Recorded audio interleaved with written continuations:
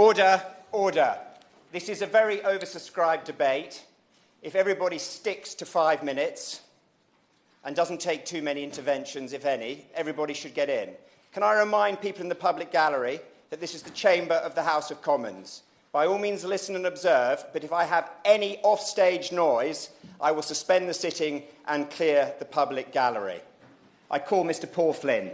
Thank you very much, and it's a pleasure to serve under your company as a very distinguished parliamentarian, Mr. Walker. I beg to move that petitions 178844 and 171928 are considered by this House. Could I thank the Petitions Committee to allow me to introduce these petitions? There's been a great deal of misunderstanding about their nature. There's one that's signed by nearly 300 people, which says that Donald Trump should be invited to make an official state visit because he's the leader of the free world, and the UK is a country that supports free speech and does not believe that people that oppose our point of view should be gagged. And that petition has gained the 300,000 votes. The one that's gained this remarkable total of 1,850,000 votes in a few days reads this, and it's been much misunderstood.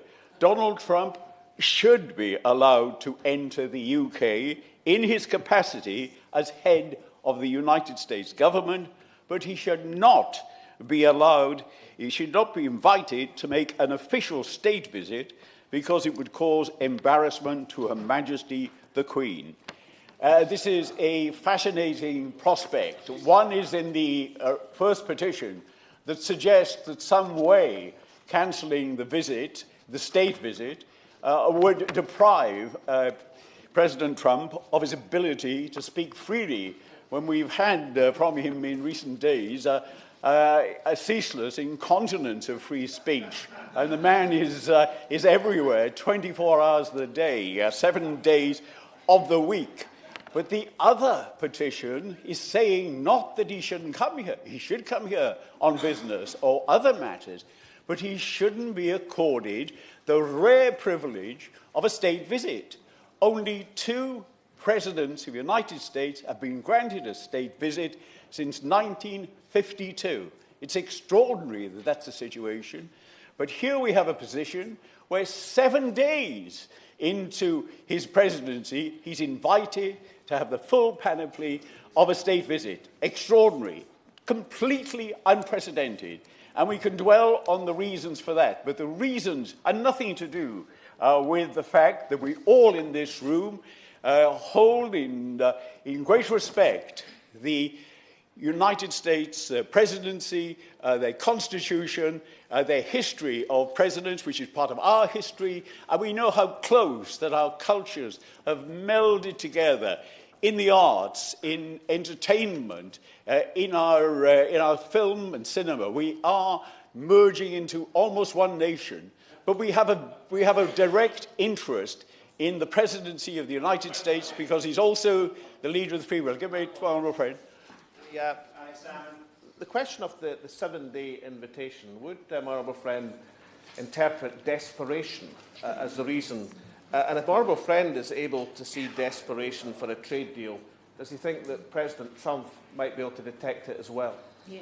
The word comes to mind when we think of the circumstances of our beleaguered Prime Minister, that she's there with this great predicament of being the bridge burner, destroying the bridges to us and Europe, and knowing the possibility, we're told there's Brexit bumps in the road ahead, but it might turn out to be a Brexit sinkhole into which our economy might plunge in free fall. But she had a difficulty. Can the bridge burner be the bridge builder? And of course, she made an attempt to present herself as someone who was going to act as the link between the presidency and Europe, and quite rightly. The president of Lithuania pointed out we don't need a link because we're in constant contact with him through his incessant tweets. But that's, yes, of course, yes. Giving way. Whilst some of President Trump's views on women, on race, and religion are very distasteful indeed. Does the honourable gentleman agree with me that the relationship, the special relationship between the United Kingdom and the United States of America goes beyond any individual that might happen to occupy the White House at any particular time? Agree entirely. And I know in my own life, my father's life was ruined by the First World War, but in the Second World War, I can remember as a child in school seeing the empty desks where children had been killed by the bombs next door. We were very grateful, we remain grateful for the United States at that time. And I think Europe is right to remember that and recall our gratitude. There's no country in the whole of the world that sacrificed the blood of its daughters and sons for the democracies in other countries than the United States. And there's no question of any disrespect towards that country. But there's a great feeling of concern which welled up in this petition.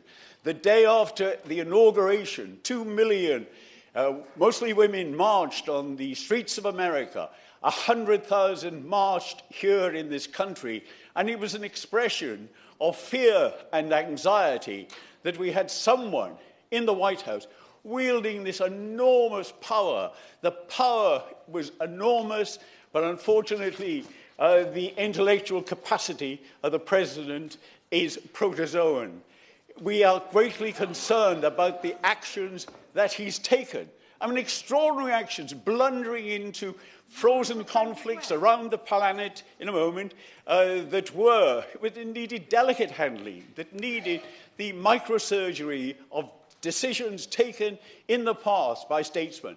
But he went in and he's caused problems every particular area in which he's become involved, in the China Sea, in Ukraine, and in Israel-Palestine.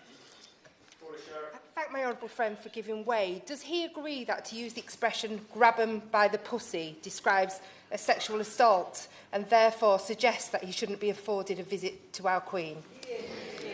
Entirely agree. I mean, his manner, his behaviour throughout the election period of one that's greatly worrying. But it was an extraordinary reaction to his own inauguration that was concerning, and I believe partly provoked the demonstrations that took place. He said he was going to object to the election on the grounds of fraud when he thought he was going to lose. But it's extraordinary for someone to complain when they actually win.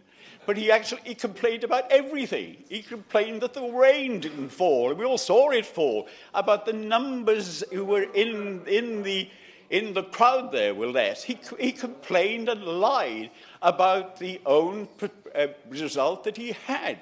And this was a great concern when you have a man who's the president behaving like a petulant child. How is he going to behave in a future conflict might arise? I give way to the honourable gentleman. The honourable gentleman for giving way, and his response to Mr. Trump's perhaps ill-considered phraseology. But what complaint did the honourable gentleman make when Emperor Hirohito came here, who was responsible for the rape of Nanking? Yes. There have been many people who were here who were less welcome than others. That's absolutely true. But we've had people here who are very unsavoury characters, and not from the United States, as it happens. But certainly we can't try to imitate the errors of the past. We should set an example by making sure that we don't make those mistakes again. My concern is that what we've got here that is a situation that is, as I say, one that's of great concern. Because of the Prime Minister is in an awkward position.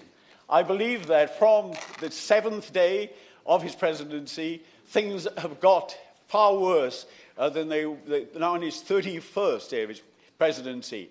We've seen the General Michael Flynn being forced out of office because he didn't tell the truth about relations with Russia. We also know, and he was a victim, he could have been a victim of blackmail. That's a very worrying situation when we know during the election campaign that there were allegations made and there was an appeal made by the presidential candidate Trump to encourage people to hack the accounts of Hillary Clinton.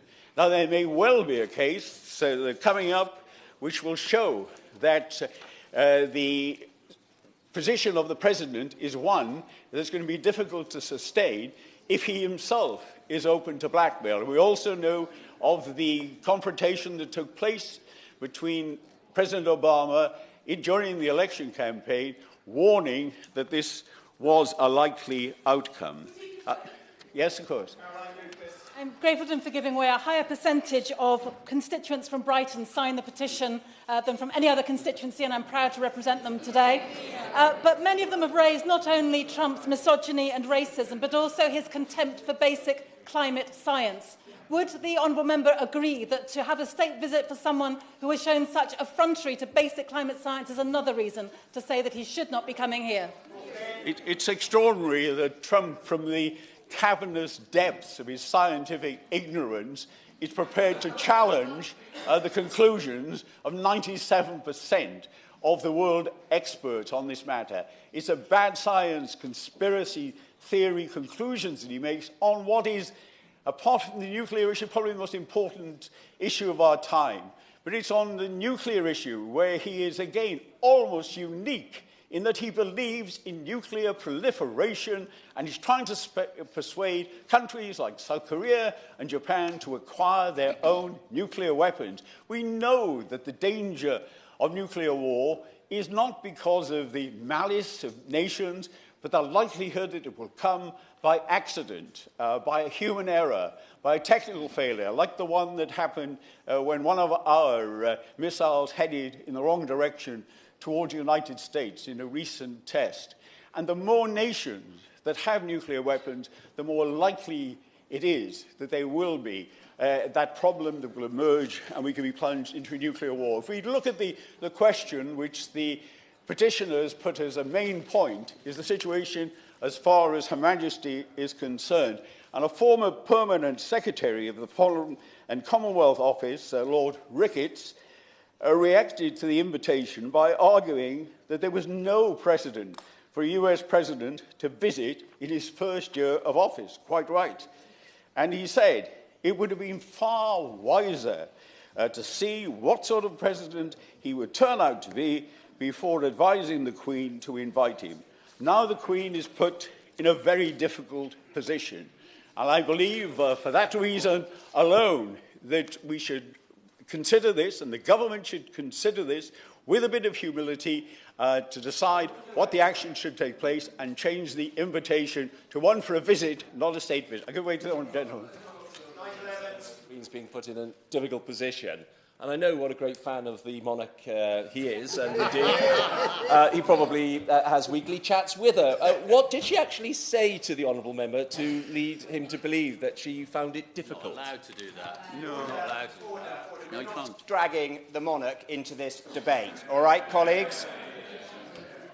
Mr. Flynn?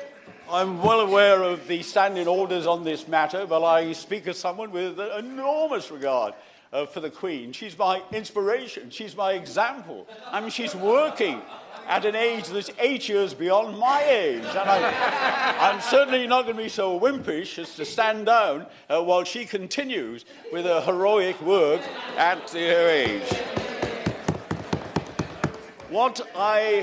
Our main concern, we're in this position now of surrealism, of an Orwellian world that's enfolding before us, where the theme that has been put forward by Trump is that lies are the truth, that good is bad, that war is peace, that fantasy is fact. And we see this with the figure of the Trump big brother, there, ever present, 7 days a week, 24 hours, preaching from this one source of news, the only voice of truth. Give way to the honourable gentleman. The gentleman for giving way. But would you not agree with me that there is something, I mean, even though this ban is clearly completely absurd, there is something quite refreshing about a politician actually doing what they said they'd do before they were elected. And whilst this ban is quite ridiculous, it is actually a reaction to the chaos caused in the Middle East by previous generations of politicians, which in my view is far worse than anything that that Trump has done, and which many of the people in this room voted for. I mean, where is the will of the American people? Where is your respect for that? The will of the American people has changed rapidly within the last 7 days. The position now, get the facts. The position today is that Trump's standing is minus 18. That's precisely the level of support that was held by Richard Nixon on the day that he resigned his presidency. He's on a rock bottom. He's the least popular American president in this country, ever. Go through the figures. And he's down on a level of approval that's low, and quite rightly so. But we are doing, and what this meeting here today is doing, is taking notice of what the public says. And we're not going to be in a position where we ignore public opinion or we seem insensitive to democratic decisions. That was the reason that many of us, with heavy hearts, voted for Article 50 last week. We can't allow that gulf to appear in this country, as it happened in America, between the politicians and what's seen as public opinion. And if that happened, that led to the election of Trump.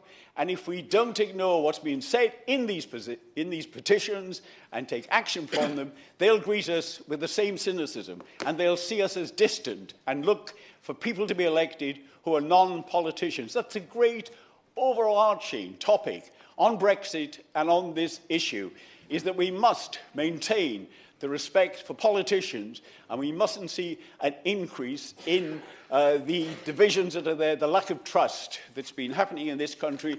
In these expenses scandal, our reputation in this House was at rock bottom. Now it's subterranean, and we've got to work to change it. Andrew Rawnsley, a very distinguished journalist, has something to say about the position. He said, some ministers mutter that the big mistake was to issue the invitation to make an early state visit to Britain, a notion conceived as a way of flattering his colossal vanities. At the very least, it would have been prudent to wait before rolling out the royal red carpet, pimping out the Queen for the Donald Trump. This apparently is what they meant by getting our sovereignty back. The words of Andrew Rawnsley that I'm putting there. Mr. Walker, I don't think it's in order to refer to pimping out our sovereign, even if quoting some, however distinguished journalist. I'm sure that's not what the Honourable Gentleman meant. What the Honourable Gentleman did mean when he talked to me a few moments ago was that he'd only speak for 15 minutes. So can we get to the wind-up, please, Mr. Flynn? Yes, fine. The wind-up is a simple one. It's a great chance to be here and to start off this debate, but I know there are many people who have contributions to make on the subject.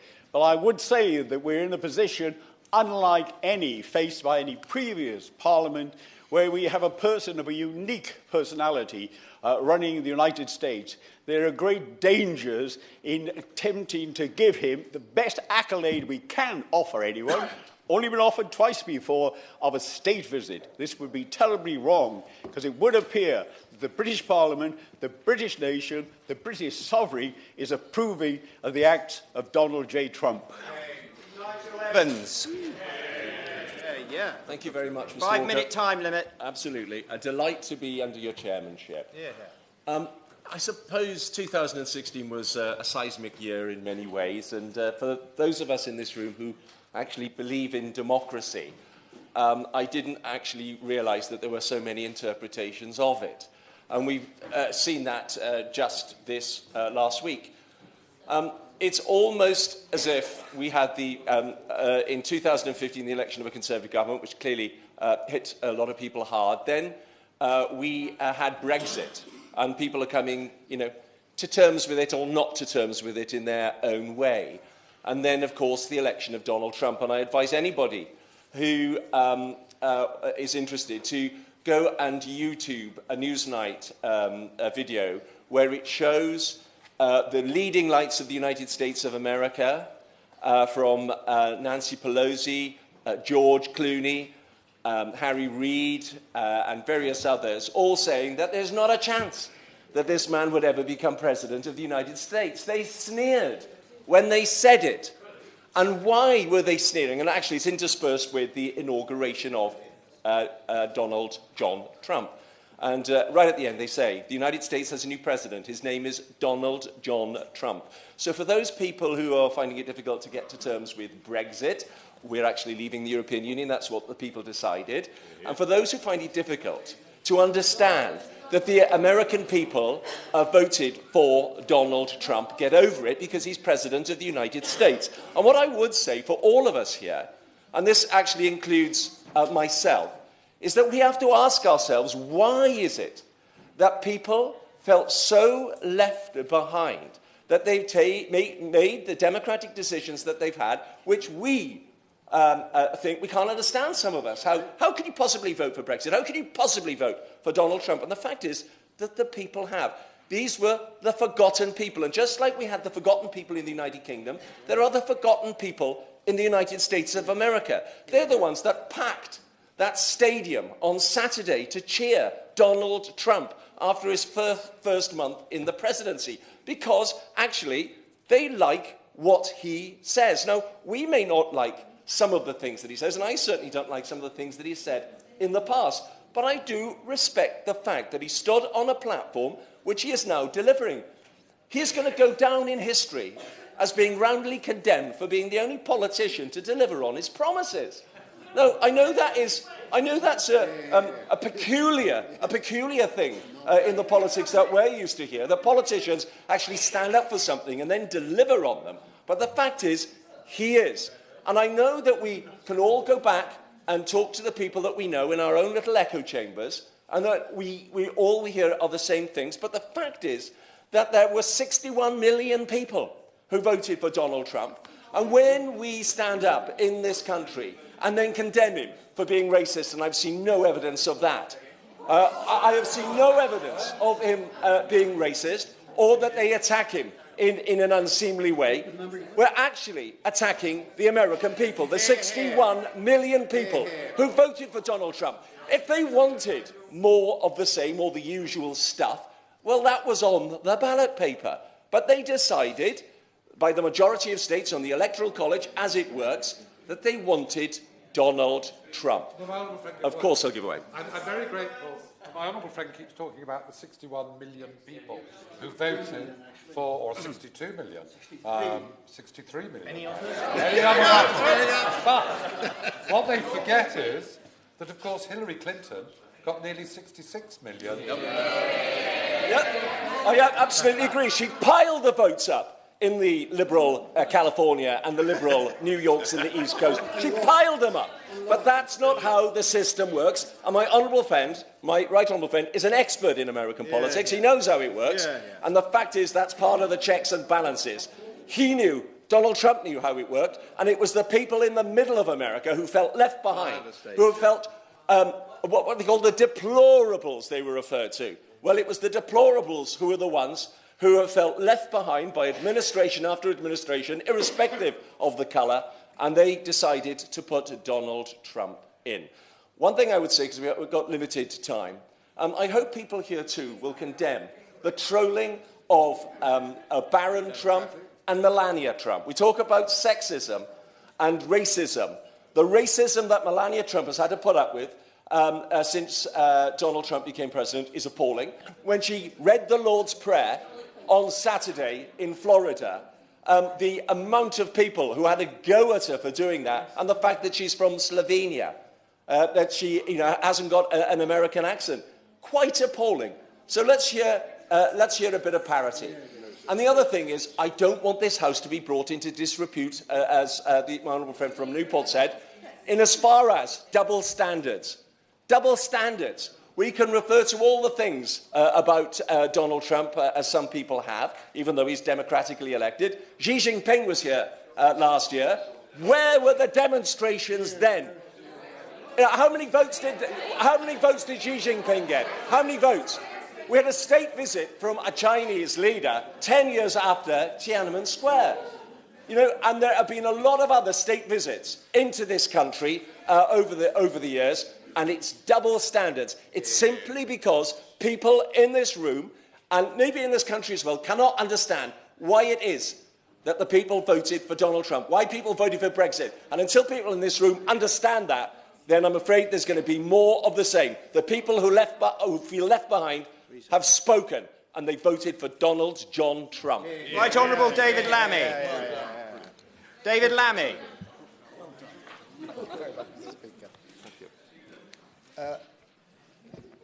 I would hope in this important debate, when members of the public have spent a long time thinking about this and actually calling the debate, that some of us might try and be above party politics.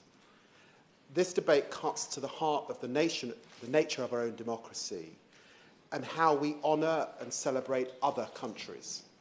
And that's why I think it is important that we reflect on whether it is right, after 7 days, that Donald Trump should be afforded a full state visit.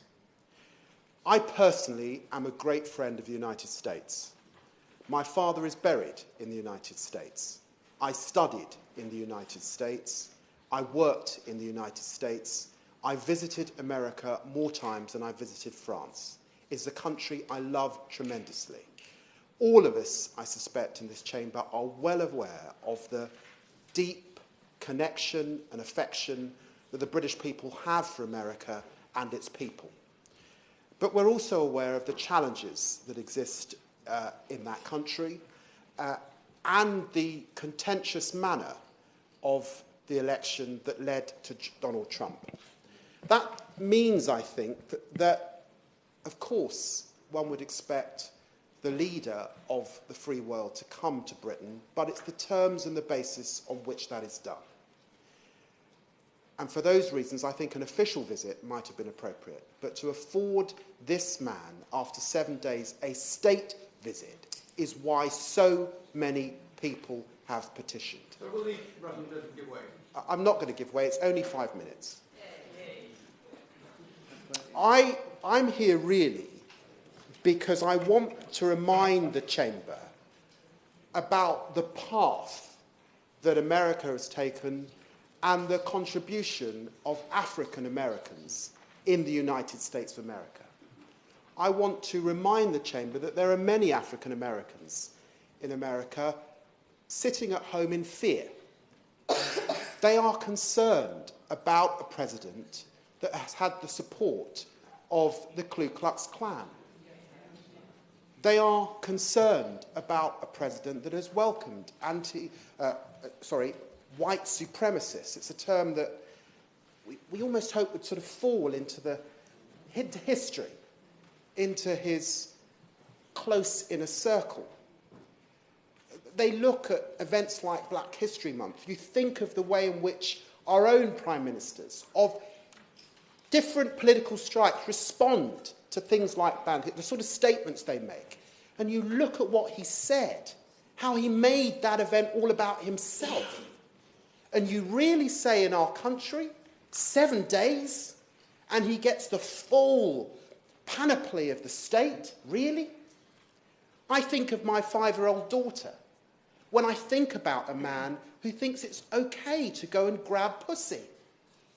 I think about a man who thinks it's okay to be so misogynistic towards the woman that he's running against. And frankly, I can't imagine a leader of our own country, of whatever political stripe, behaving in that manner. And it's for that reason that I think people are offended and concerned that Britain should abandon all its principles and afford this man a state visit after 7 days. Really? And why? Because this great country is so desperate for a trade deal that we would throw all of our own history out the window? We didn't do this for Kennedy. We didn't do this for Truman. We didn't do this for Reagan. But for this man, after 7 days, we say, please come, and we will lay on everything, because we are so desperate for your company. I think this country is greater than that. I think my children deserve better than that. I think my daughter deserves better than that. I'm ashamed, frankly, that it's come to this. we should think very carefully about a president whose attitude towards the press is what we are finding out. Abhorrent, frankly. We should think very carefully about a president who has said the things that this president has done, who has put so many people in fear now because of his statement. And for that reason, we should not afford him a statement. Right Honourable Dr. Julian Lewis. Here. Thank you, Mr. Walker. Having been born at the midpoint of the 20th century, I think it's appropriate to look at what happened in Anglo-American relations or in European-American relations, both before and after the 1950s. Before the 1950s, we had two opportunities for a world war, and both times a world war took place. From the 1950s onward, we had one opportunity for another world war, and that world war did not take place. Now, we can all have theories about why there were world wars in 1914 to 18 and 1939 to 1945, and why the Cold War did not become World War III. And I, for what it's worth, will give you my theory. And my theory is this, that whereas in 1914 it was possible for an aggressor to think that it could pick off a small state like Belgium without triggering a conflict from day one with the United States of America, and whereas it was possible for an aggressor in 1939 to think that it could pick off a small state like Poland without triggering world war with the United States from day one, from the signing of the NATO treaty onwards in 1949, it was no longer possible for any aggressor to think that they could launch an attack against any European or non-European member state of NATO without immediately being at war with the world's greatest superpower. Now, for me, that is the single most important consideration. And this debate ought to be about more than the personal qualities of any individual. I would like you to ask yourselves this as a matter of conscience. If you knew that it would make a significant difference to taking a new President of the United States of America who is in some doubt about continuing the alliance which prevented World War III and which is our best guarantee of World War III not breaking out in the 21st century either, if you knew that it would make a significant difference to bringing him on side to continue with the policies that prevented a conflagration on that scale, do you really think that it is more important to berate him, castigate him, and encourage him to retreat into some sort of bunker, rather than to do what the Prime Minister did, perhaps more literally than any of us expected, which is to take him by the hand and try and lead him down the paths of righteousness? Because I have no doubt at all about this matter. What really matters to the future of Europe is that the transatlantic alliance should continue and should prosper. And there is every prospect of that happening, provided that we reach out to this inexperienced individual and try and persuade him, and there is every chance of persuading him, that he should continue with the policy pursued by his predecessors. I thank the honourable gentleman for giving way and agree with him entirely, and I think it's right and proper that we're debating this issue. But given his views, why does he support the Speaker in actually saying that Trump shouldn't come here. There's a case for that, but it's incongruent with the argument he's making.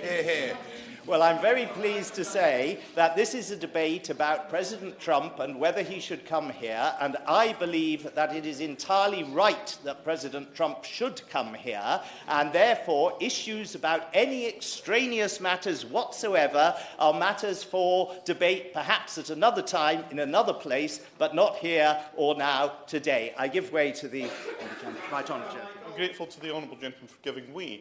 But I have to ask him, what basis does he think that giving President Trump a state visit will have the effect that he believes it will have? We've already told him he can have one, and just this weekend we hear him talking about walking away from NATO again. Well, I'm not at all aware that he has talked about walking away from NATO at all. On the contrary, he has made two criticisms of NATO. One is that he believes that NATO has adapted insufficiently to meet the threat of international terrorism and is too solely focused on state versus state confrontation.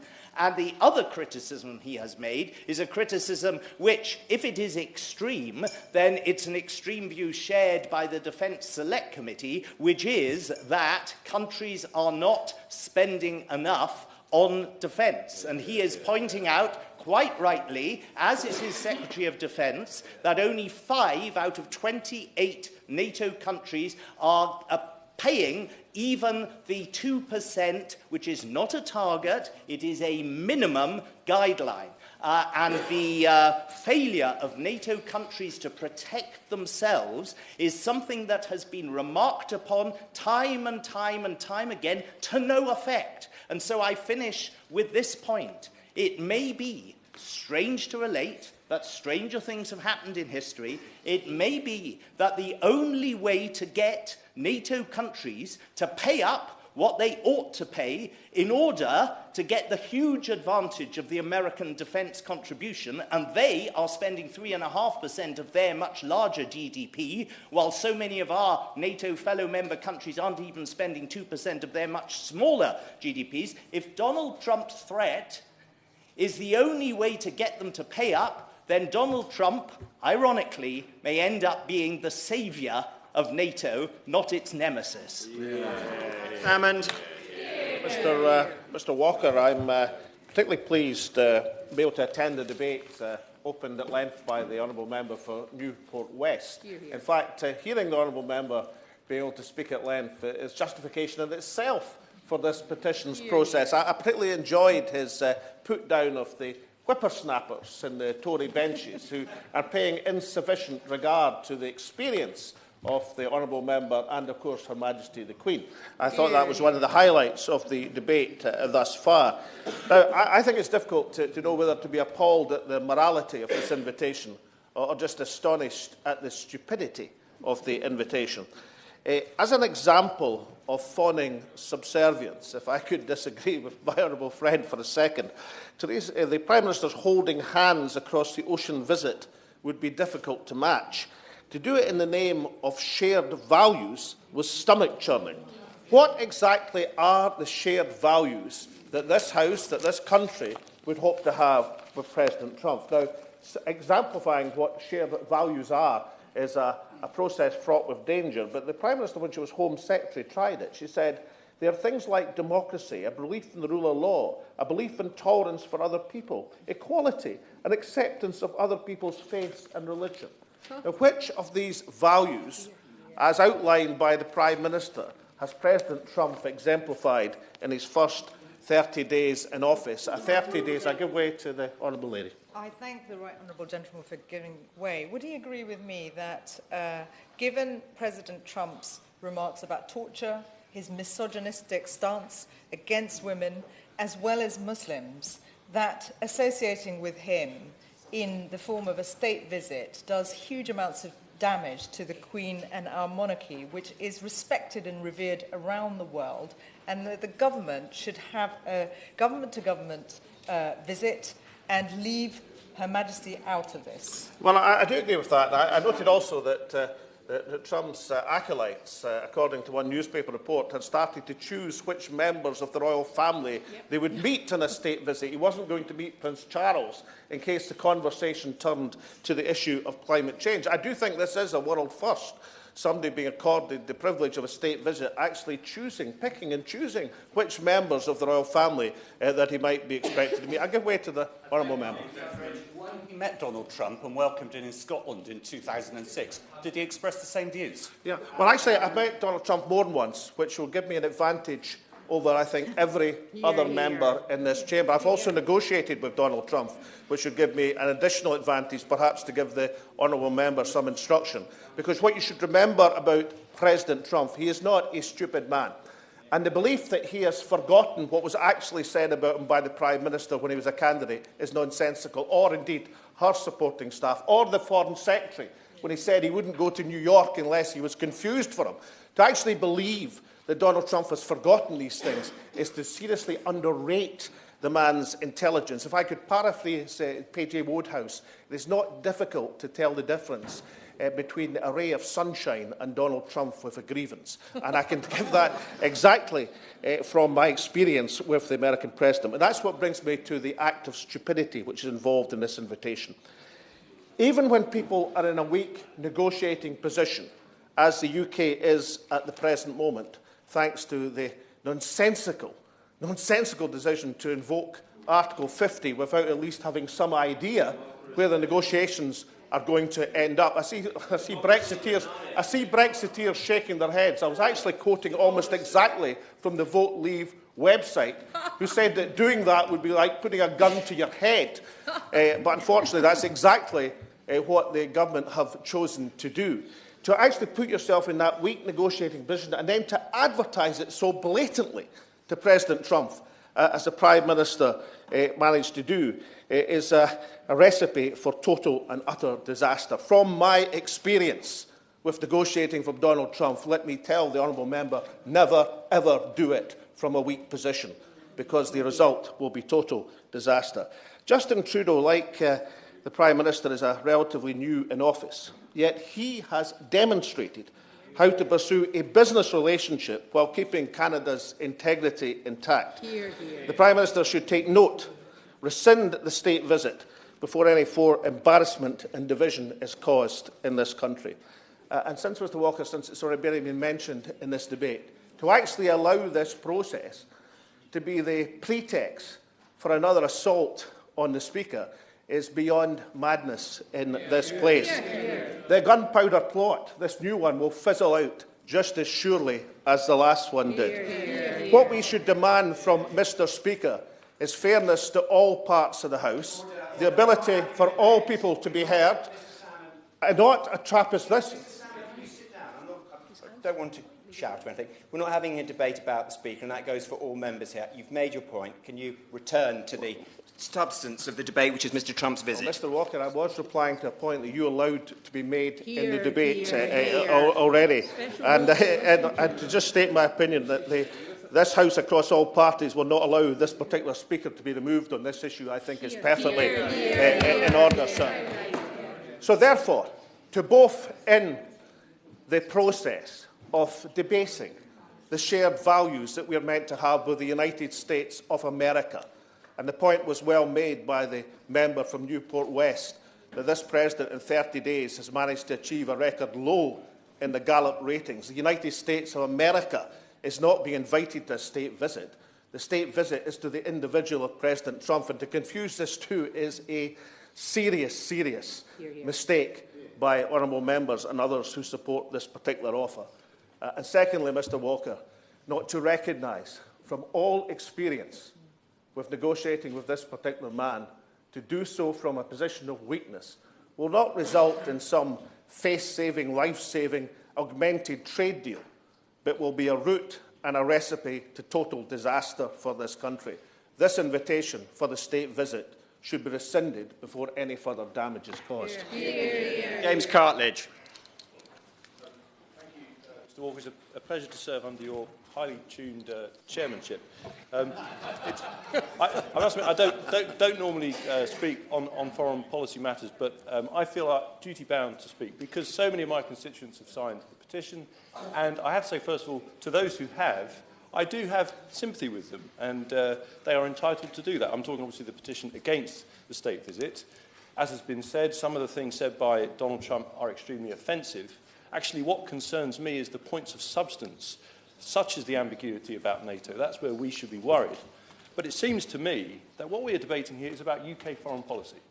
And to me, foreign policy for this country is best served by following the national interest, not through gestures or knee-jerk reactions, through calm, effective diplomacy in the old-fashioned way, often behind the scenes, and through working towards a long-term strategy, rather than something which, frankly, is redolent of student politics and would be a gesture that would get us nowhere. In my view, we need to focus on the strategic point. There's two parts to that. The first is the recognition that we need to be as close to this administration as possible. If we have concerns, and honourable members clearly have concerns about President Trump, we should be in there trying to shape the administration rather than rescinding an offer that was sent and accepted in good faith. The second point on strategy is to understand who wins if we rescind that offer. We will gain nothing from it if we withdraw that offer. I'll tell you who will win. There's one man who will win, and that's Vladimir Putin. There will be smiles all round in the Kremlin if we follow this petition, because the one thing they want in the Kremlin above all else is to divide the West. They want the UK and the US to be divided. They do not want a strong transatlantic partnership. That's not just in our interest, that is in the global interest, and we would be crackers to do so. Indeed, having said all that, I would offer a state visit to Vladimir Putin, as was done by Tony Blair. That's despite the fact that Russian Bear bombers are buzzing our airspace, that they have nuclear missiles pointed at us, that they pose this huge threat. That's precisely why we do it, because we want to influence the administration. We want to have... I'll give way to my honourable friend. Influence the administration is quite right.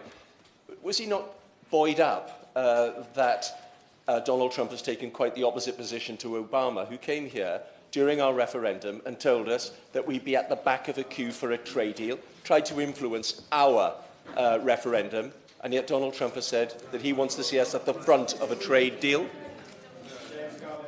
Well, of course, the referendum is done and dusted, and we have some interesting days ahead in the other place about that.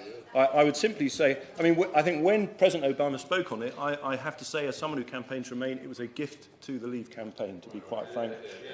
But we're talking about the issue today, which is Donald Trump. And as I said, I would invite Vladimir Putin for a state visit, because for me, they can say offensive things. They can represent terrible values. Russia is not a serious democracy. It has a terrible human rights record. But our foreign policy is about the national interest of the United Kingdom. And that means being as strong as possible, but having as much influence on those countries who are the major players in the globe. And so I simply conclude by saying, Mr. Walker, that we should serve this country best by sticking to an invitation we've made, instead of making ourselves look a laughingstock to the countries that matter.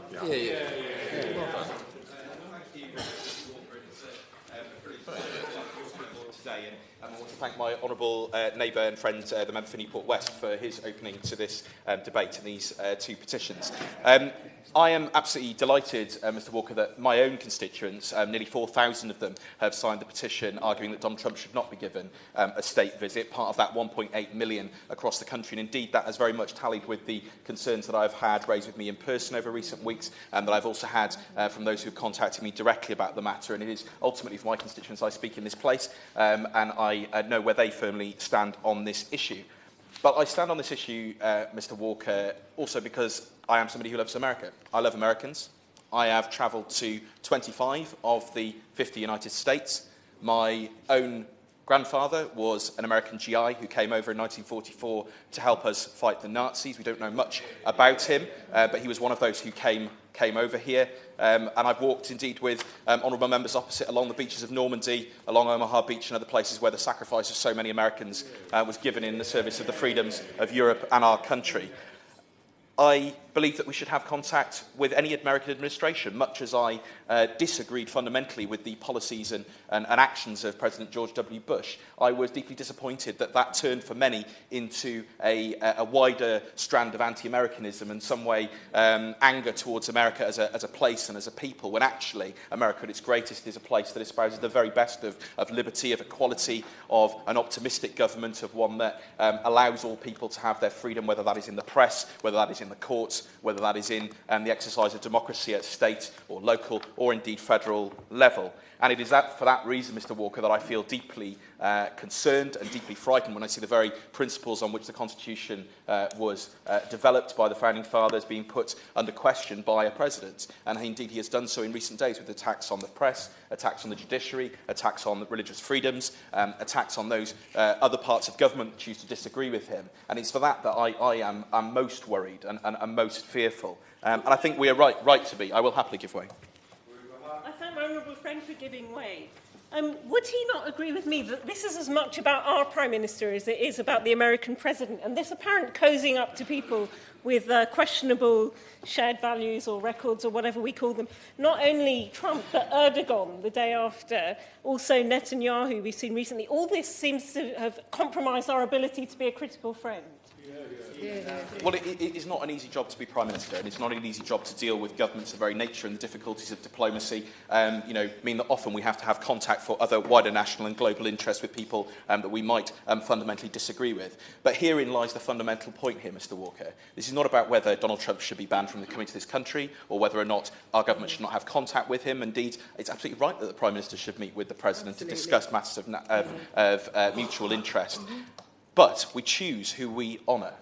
We choose the way in which we honour. We choose the way in which we decide to negotiate. I noticed the comments made by the honourable member, the former leader of the SNP. We choose how we choose to engage on those issues. I think Prime Minister Trudeau has shown a very, very different way of dealing with President Trump, where he has been able to maintain his integrity whilst retaining that contact. I will give way in a moment, but if I can just make a little more progress. And for me, that is the fundamental issue here at stake.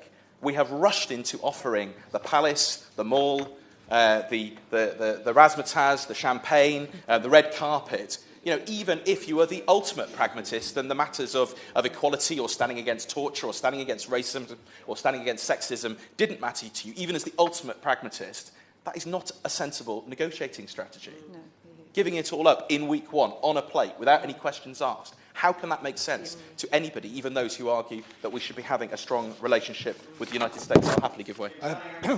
I thank my honourable friend for giving way, but one of the most important things here was certainly when President Obama was invited here, he was the first Afro-American president. People shouldn't forget that.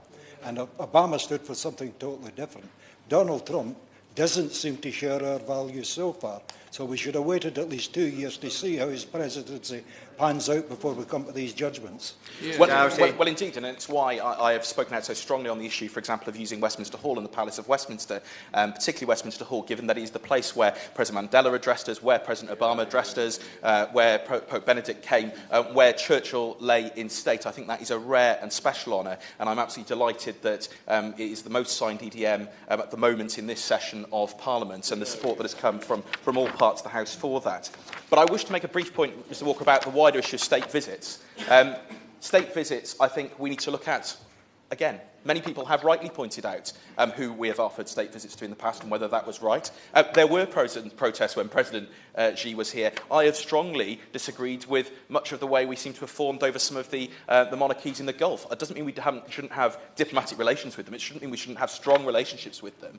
But I have been quite concerned at the way we seem to have turned a blind eye on a whole series of issues. And I think we need to look very, very carefully at the way we choose to use what ultimately is a significant amount of taxpayers' money as well, with which governments, and looking again at the categories and the types of visits that we offer and the way in which those are offered. Indeed, many of us would now question whether or not Aung San Suu Kyi should have addressed us, given some of the concerns we have about the policies of the Burmese government at present.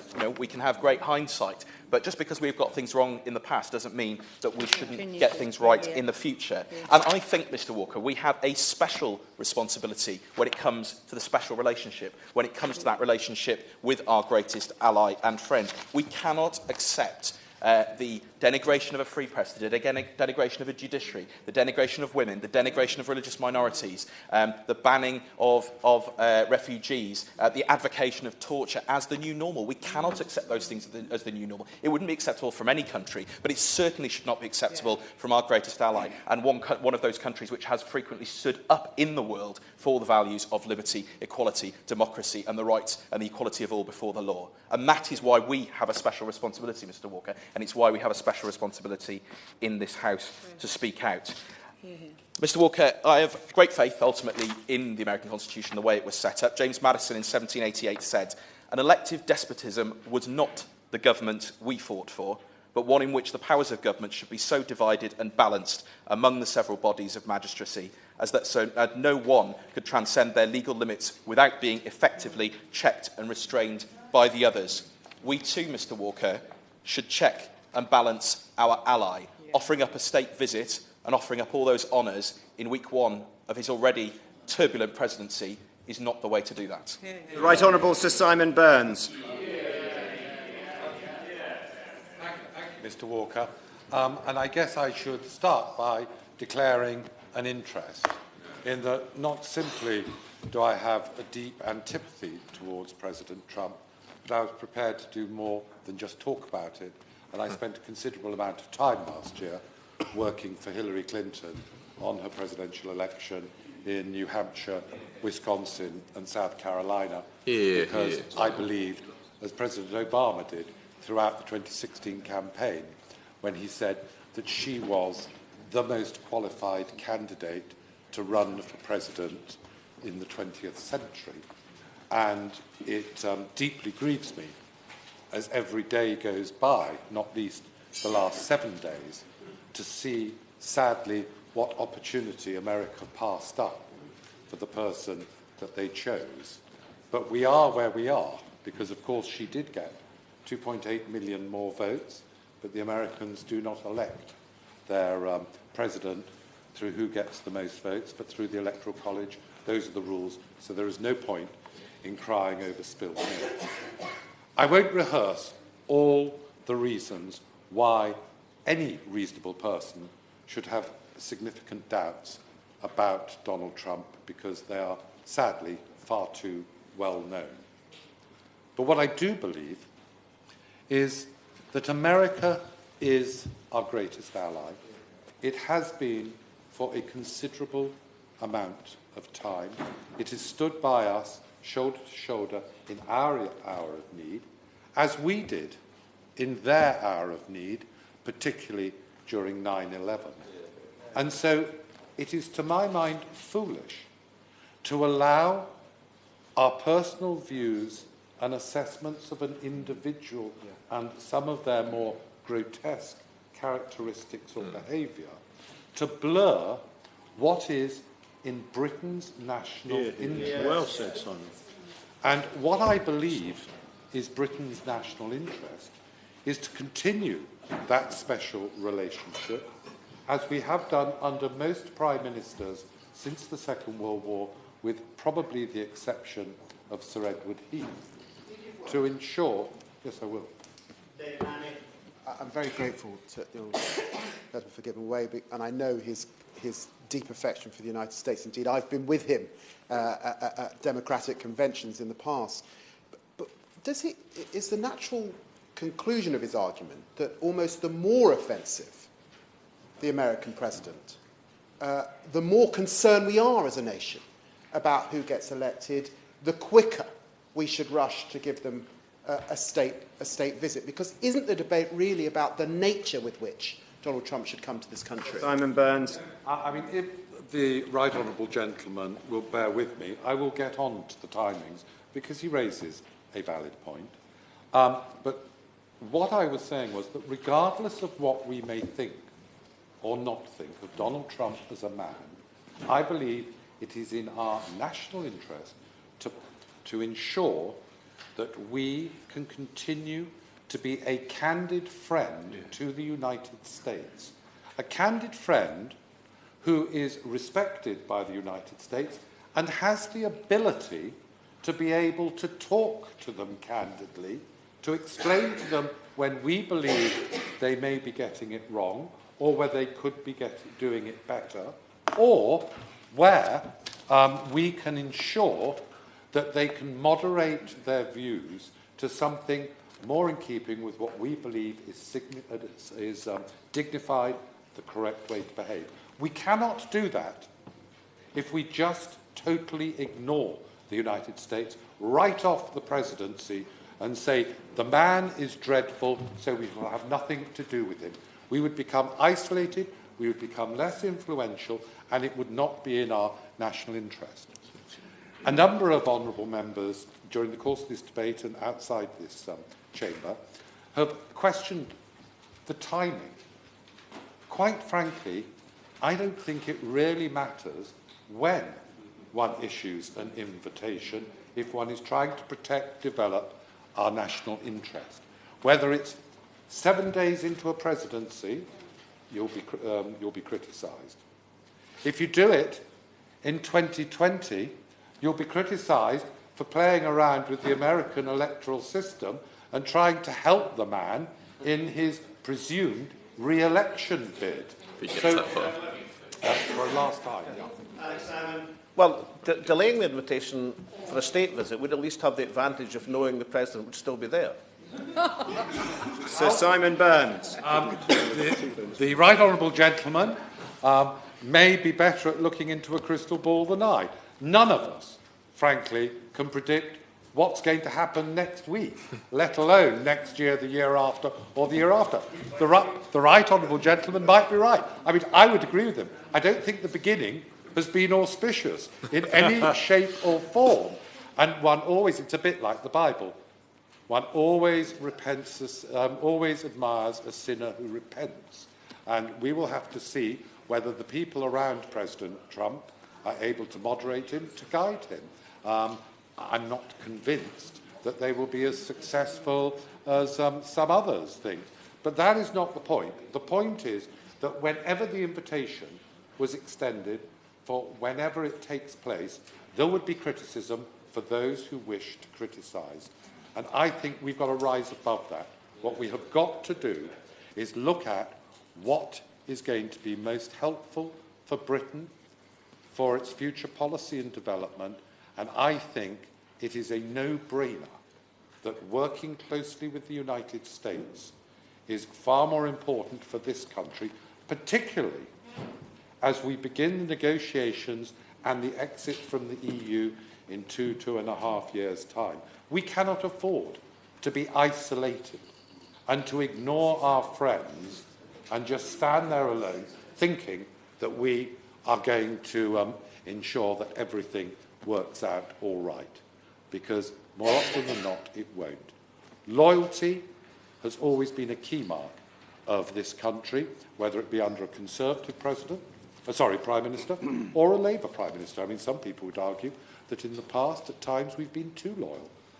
I won't intrude on grief with regard to 2001 to about 2006, but that was a difficult time, and maybe we got it wrong in the way in which we talked as a candid friend to the previous but one president. But we all learn from mistakes, and I believe that we have the opportunity, by giving respect to the institution of the presidency of the United States from the start and continuing to work with the United States, that it will pay benefits for this country, for America, and that it is the right thing to do, and that the state visit should go ahead. Though I have to say, and it may come as a surprise to some, I do agree with the Speaker that it shouldn't be an address down in Westminster Hall for a joint session of Parliament. Naz Shah. Thank you, Mr. Walker. It's always a pleasure to serve with your chairmanship. This feels like a subject we've debated many times since Donald Trump was inaugurated a month ago today. I'd like to take this opportunity to thank every single one of my constituents who has used this petition to have their voice heard. Just over 3,500 constituents of Bradford West have signed the petition to prevent Donald Trump's state visit. That's nearly 60 people in every 1,000 registered voters. In the last 31 days, what we have seen has in many ways been chilling. The executive orders that have dominated Donald Trump's first weeks in the White House have been frightening. And the question many of us are asking, where does this slippery slope really lead?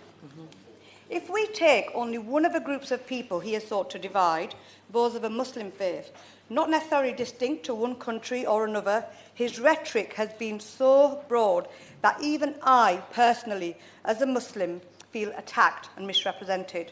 And no doubt many of my constituents who make wonderful contributions to this country on a daily basis feel the same way. We have to take every opportunity to show that his negativity and divisive messages are not going to divide us, and just as importantly, we cannot let them define us. British Muslims make an invaluable contribution to the UK as a whole, in all forms and walks of life, from doctors to teachers, from business owners to professionals, and add an immense cultural value to the rich fabric of modern British life. To allow Trump the space to divide a group that plays such a huge role would be a shame upon us all. A report in 2013 by the Muslim Council of Britain tried to put an economic value on the impact of British Muslims make to the UK. The report showed that British Muslims make an estimated £31 billion plus contribution to our economy, and that as a group have over £20.5 billion in spending power. That just as 2013, just in London alone, nearly 13,500 Muslim-owned businesses create over 70,000 jobs. This shows a glimpse of the real impact Muslims have in this country. This is how Muslims should be portrayed, not the fearful, racist, bigoted views of someone who has used fear to win votes. Last year, I have to give way. I thank my honourable friend for giving way.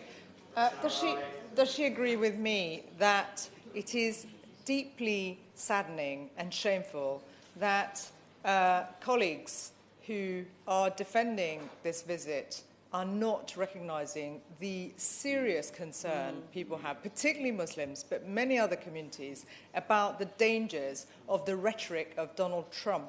And it's time they spoke out against that kind of hostility. It's deeply divisive, and it's time they address this issue instead of making excuses and being apologists for his hatred.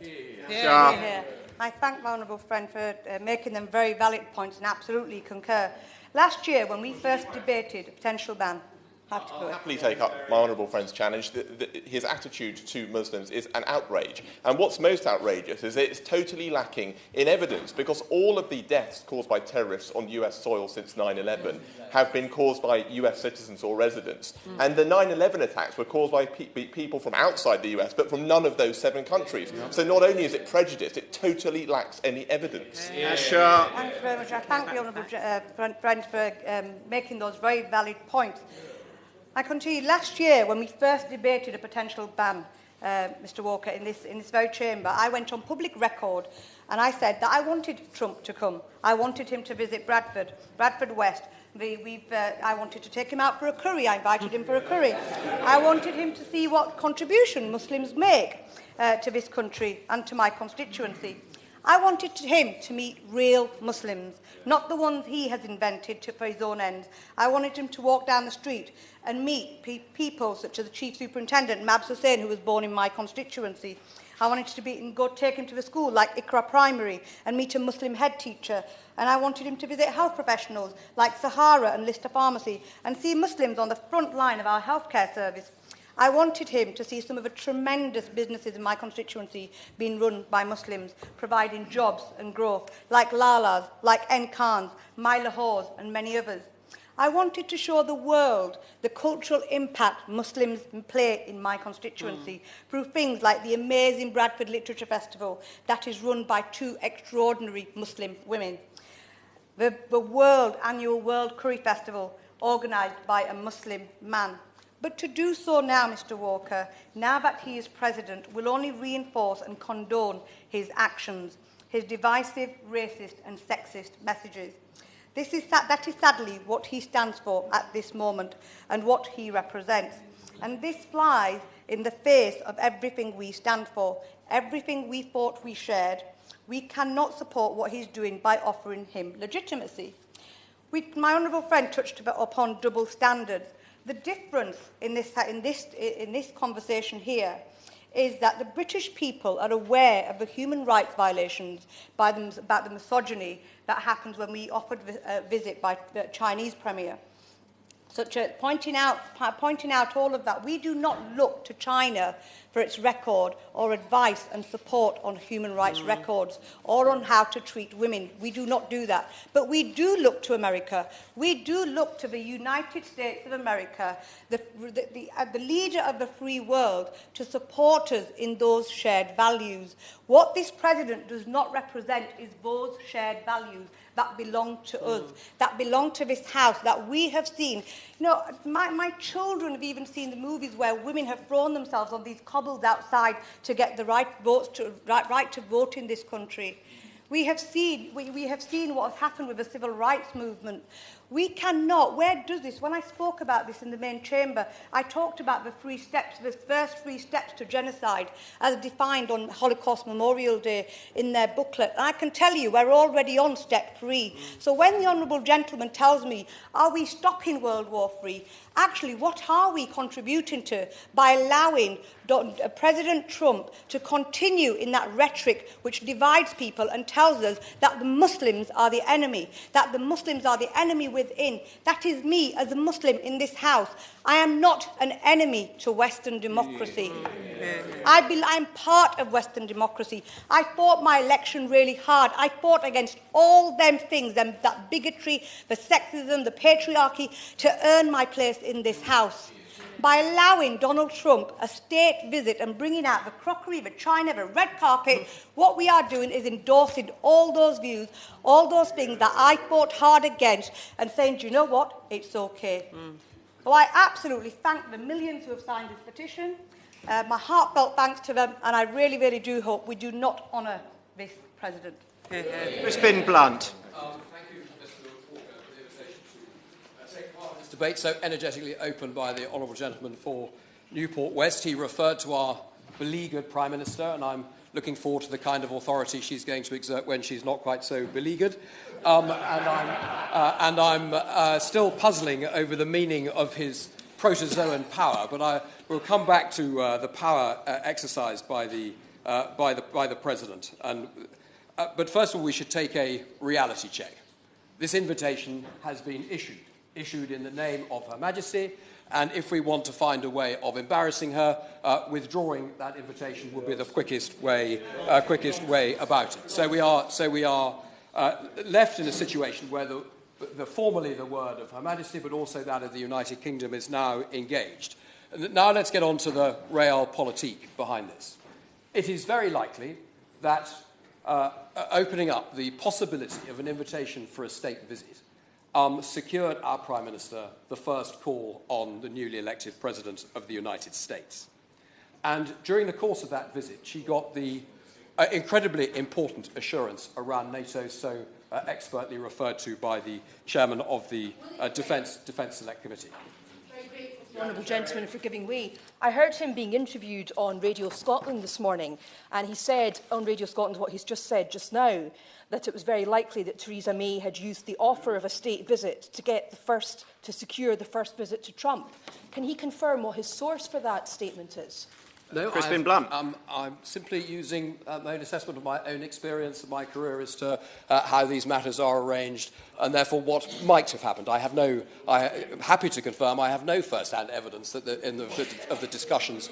So it's merely using my experience as to what might have happened. However, she secured that first visit, and she secured the undertaking about NATO with immense importance to the security of Europe. She got a reaffirmation of the special relationship by being the first foreign leader to visit him. And also the day before, you will notice she had a spectacularly successful visit to address the Republican caucus in Philadelphia. And here we need to understand what is going on. We are dealing with a president who is the first non-politician and the first non-serviceman to be elected to the office. He is definitively different. And in an exercise of pressing the right buttons to engage him, I think dangling a state visit in front of a half-Scottish president of the United States, whose mother has an immense attachment to the country, was a very successful use of the kind of soft power that the United Kingdom has. But as well as securing the undertaking around NATO, let's understand the checks and balances that this president will have to operate under.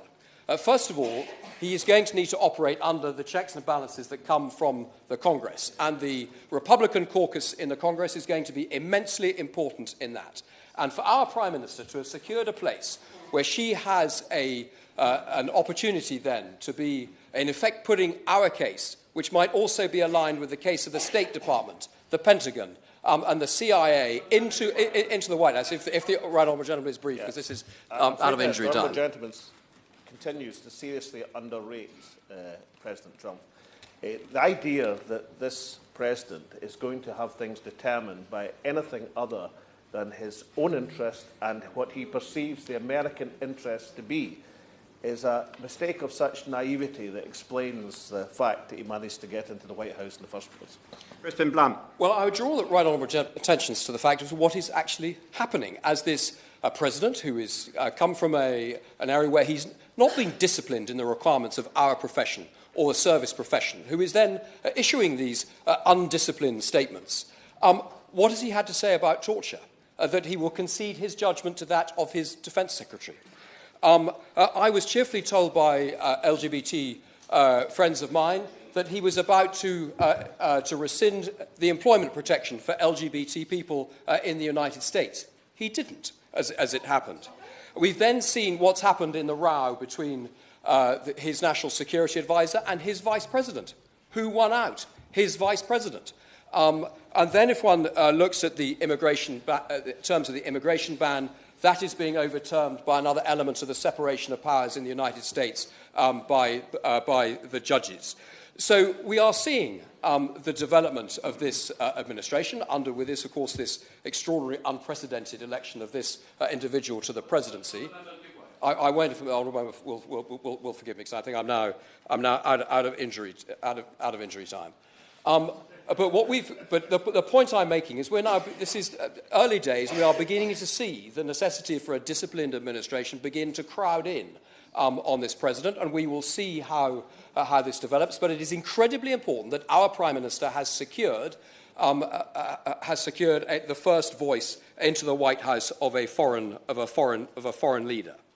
Now, the truth is, we need to calm this debate, and we need to take the hype out of it. And I don't just mean the debate in this chamber, but frankly the national debate. The invitation has been issued. I don't think it should or could be properly rescinded. And so there is the possibility that the invitation will be taken up in the course of this year. I think that would be a mistake. I think we need to point out that in 2020, we are going to have the 400th anniversary of one of the most remarkable events in British American history, which is the Pilgrim Fathers. Incredibly important in the United States, and it would be an utterly appropriate moment to be marked by a state visit to the United Kingdom by whoever is the head of the American state at the time. And so I think we should focus the administration's attention on that opportunity. A head of government visit this year would be entirely appropriate, because if we don't take the hype and out of this debate with all the people who signed this petition, there is every possibility that, of course, this visit is then going to become a rallying point for everybody who is unhappy with the direction both of American policy or British policy or anything else, and we will then be left with the poor old commissioner of the Met is going to be left with a rather significant public order issue to manage. And so I think there is an opportunity to look forward, to celebrate a great anniversary in British-American relations and extract ourselves from the practical difficulty of this invitation having been issued. But if you're asking me, if it was the issuing of that invitation that secured a reaffirmation of the special relationship, a commitment by the President of the United States to NATO, reinforced by senior members of his administration in Europe this weekend, and an opportunity for us to reinforce the voices into the White House from the State Department, from the Republican caucus, from the Pentagon and the CIA, that was infinitely the right thing to do. A number of colleagues who've already spoken are intervening. I know this is a debate, but if they desist from intervening, we might get everyone in from their own parties as well. Kirsten Oswald. Mr Walker, it's a pleasure to serve under your chairmanship. And I am pleased to be able to speak today on behalf of the thousands of my constituents who signed the petition objecting to Donald Trump being invited to the UK for a state visit, as well as the large number who contacted me saying they didn't wish to sign that particular petition, but they strongly objected to a state visit taking place.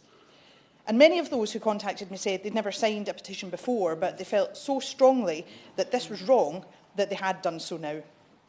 And no wonder they were concerned. But what on earth have we come to that the UK government should for 1 second think that it was appropriate to reward the disgraceful statements and actions of President Trump with a state visit? A state visit with all the pomp and ceremony and fantushery of the British establishment. It is hugely depressing to hear those on the Conservative benches who support the state visit yet again today telling us that it's important we engage with President Trump because America is our friend. And so it is. But that's why we should challenge this. President Trump's administration so far has been characterised by ignorance and prejudice, seeking to ban Muslims and deny refuge to people fleeing from war and persecution, because that is what he said and that is what he has done, and it is simply racism. But the Prime Minister has decided that she'll take any friend she can get for her hard Tory Brexit, and to hang with the refugees, to hang with the Muslims, to hang with anyone who's different, to hang with our EU nationals, to hang with women, Mexicans, to hang with people fleeing war and terror, because that is what this plan for a state visit says. And let's not kid ourselves. This UK government, with its ever-reducing plans to help child refugees, has knowingly and deliberately couried into this Islamophobic, misogynistic, dangerously confused, if events in Sweden are anything to go by, leader of the free world. Instead, as one of my constituents said to me, of having the balls to stand up and show some kind of moral backbone. President Trump's words and actions are horribly destructive for Muslims across the world. They absolutely will foster Islamophobia and racism. And we have all heard about the nasty, insidious, creeping racism that has felt able to raise its ugly head. Hate crime incidents up 41% in England and Wales since the Brexit vote. And this state visit ramps that up further, giving all those who feel the need to persecute other people the comfort they need, especially as they may now feel that it's rubber-stamped by this rudderless shambles of a UK government. On these benches, we have grave concerns about the effect this has on people living, working and studying in Scotland. And many Muslims are understandably upset and fearful. And other groups too are upset and fearful. As the mother of mixed-race children, I am upset and fearful for the future in a way that I have never been before. Because this is a time of flux and uncertainty. And there are dark clouds gathering in many parts of the world. Our job here should be to shine a light, to stand tall. We should be taking the moral high ground and sending a firm message to President Trump that this will never be acceptable and he needs to stop. But instead, this UK government has rolled over to have its belly tickled. And shame on all of you involved if you don't rescind this invitation for a state visit now. This will never be in our name. Edward Lee. There are two ways you can approach this debate if you agree this state visit should go ahead. You can argue along the lines of national self-interest, which is the relatively easy way, and there's a more difficult way that you've got to seek to understand what Mr. Trump means to many people in America. So I'll start with the first. It seems obvious to me that great countries like our own act in their own national self-interest, and they issue these invitations in order to further that self-interest. Presumably, when we invited not one, but two presidents of China, we were prepared to overlook the fact that this is effectively, in China, a police state. There's no freedom of expression, of movement, of association. There's outright religious persecution. In every single respect, it is a state which doesn't share our values in any shape or form. Presumably when we issued the invitation all those years ago to President Ceausescu and awarded him a knighthood, we felt it was in our interest so to do, our national self-interests. Indeed, we only rescinded the award of the knighthood on the day before he was executed by his own people. Presumably, well, of course, I'll give way to my honourable friend. I think the honourable member made a valid point, which is that there's not a great deal of consistency about the way in which we offer these state visits, or for that matter, the content of them. I think it was particularly useful when we offered one to the President of Colombia, because I think that helped progress the peace process in Colombia. But I just wonder whether he wouldn't support the idea of the Foreign Affairs Committee and the Procedure Committee doing a proper review of state visits so that we get this right for the future. That's a perfectly valid point, and I have no objection to that point of view. And just to continue the historical analogies, presumably when we invited President Mugabe, a racist homophobe, to have tea with the Queen, we were prepared to overlook his transgressions as well. And when we invited King Abdullah of Saudi Arabia, who presides over the ultimate misogynist state, we presumably felt that Saudi Arabia was an important ally of our own. So we just got to be careful what we wish for in this debate. Just think for a moment. If we did listen to this petition, which people have signed in perfectly good faith, I accept that. It's a perfectly reasonable point of view. But if we were to accept it, if we were to, as a result of this debate, rescind this invitation, it would be catastrophic to our relationship with what is our closest ally. And I won't labour that point. But my honourable friend for New Forest has surely won this argument in that sense, that our whole peace and security, the whole peace and security of the Western world does depend on us using influence with President Trump. And I, for one, believe that the visit of the Prime Minister, our Prime Minister, was an absolute triumph. Yeah. An absolute triumph, in not only in furthering our national self-interest, but by binding President Trump and his new administration into NATO. And we are seeing the effects of that only this week in terms of what the Vice President has been saying. So I think that there's no doubt in my mind that it is in our national self-interest to accord respect and honour to our closest and our greatest ally. And whether we like it or not, this man is the duly elected, democratically elected leader of the free world. To me, that is the easy argument to make. But I feel that I've got to follow my honourable friend from Lancashire in making what is probably a much more difficult and controversial argument. We had a debate a year ago on Mr. Trump, and speaker after speaker condemned him, said he was outrageous. Even people from my own side. I think I was the only one who tried to understand this phenomenon and why people are supporting him and voting for him. And I made the point then, and I make it now, that I think it's very unwise of us to try and transfer our own views, our own prejudices, our own viewpoint to the other side of the Atlantic. I mean, most people here, for instance, think that I am on the far right of this political spectrum in this House. But here I am, a person who warmly supports gun control, who opposed the Iraq War, who relies entirely on the NHS. All these things would make me just an abomination in large parts of the Republican Party. So it's very foolish for us to lecture our Conservative colleagues on the other side of the Atlantic about what is the right or the improper nature of conservatism. Mr. Trump is not my sort of conservative. I really have nothing in common with him. But I will say that let's look at some of his comments. The charge of misogyny. I mean, of course, what he said, what he was reported to say in a private conversation is absolutely horrible and ridiculous, and I hope none of us would make it. But which one of us has not made some ridiculous sexual comment sometime in our past? Well, in private, let he who is without sin cast the first stone, all right? He's apologised. That's not really a reason to withdraw and implement. Well, I better give way because somebody is casting an intervention. I thank the Chair for letting me give way. I cast no aspersions, but is he seriously suggesting that it is a legitimate perspective and point of view that the comments made in public by Trump on a number of issues, including marriage equality for LGBT people, and in private, which were recorded and then broadcast on sexual abuse and attacking women, are a legitimate position, and he stands there and thinks it's acceptable to say in this chamber and say in this House that kind of position is acceptable? I said actually precisely the opposite. As far as I know, I've never spoken like that. No friends of mine have ever spoken like that. I completely deplore it and find it ridiculous to speak like that in private. All I'm saying is that most of us would actually be rather embarrassed if everything we'd ever said in private, in our past, was ever...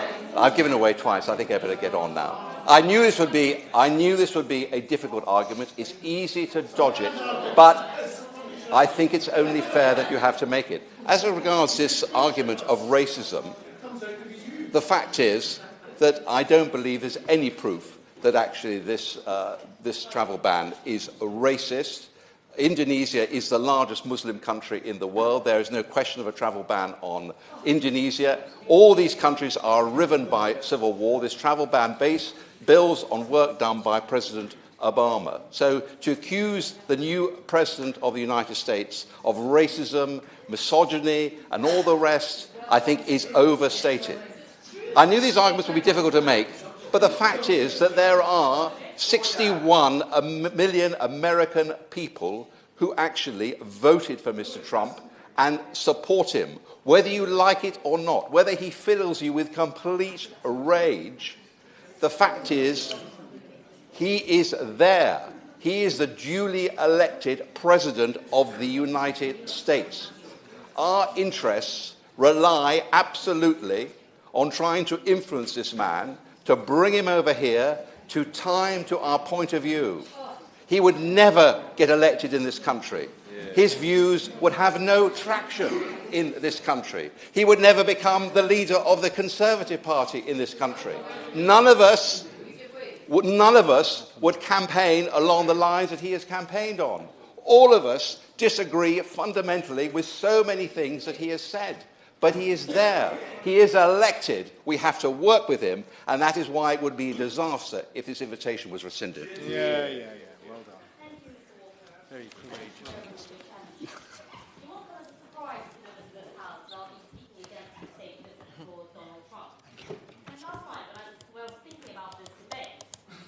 Think about how I was Donald Trump's worst nightmare. The daughter of a political asylum seeker, raised in a Muslim household, and maybe, worst of all, a woman with strong opinions. Somehow, I don't think I'll be on his Christmas card list this year. But joking aside, I recognise that he has been elected in the United States. I recognise that this debate has come off the back of an independent election.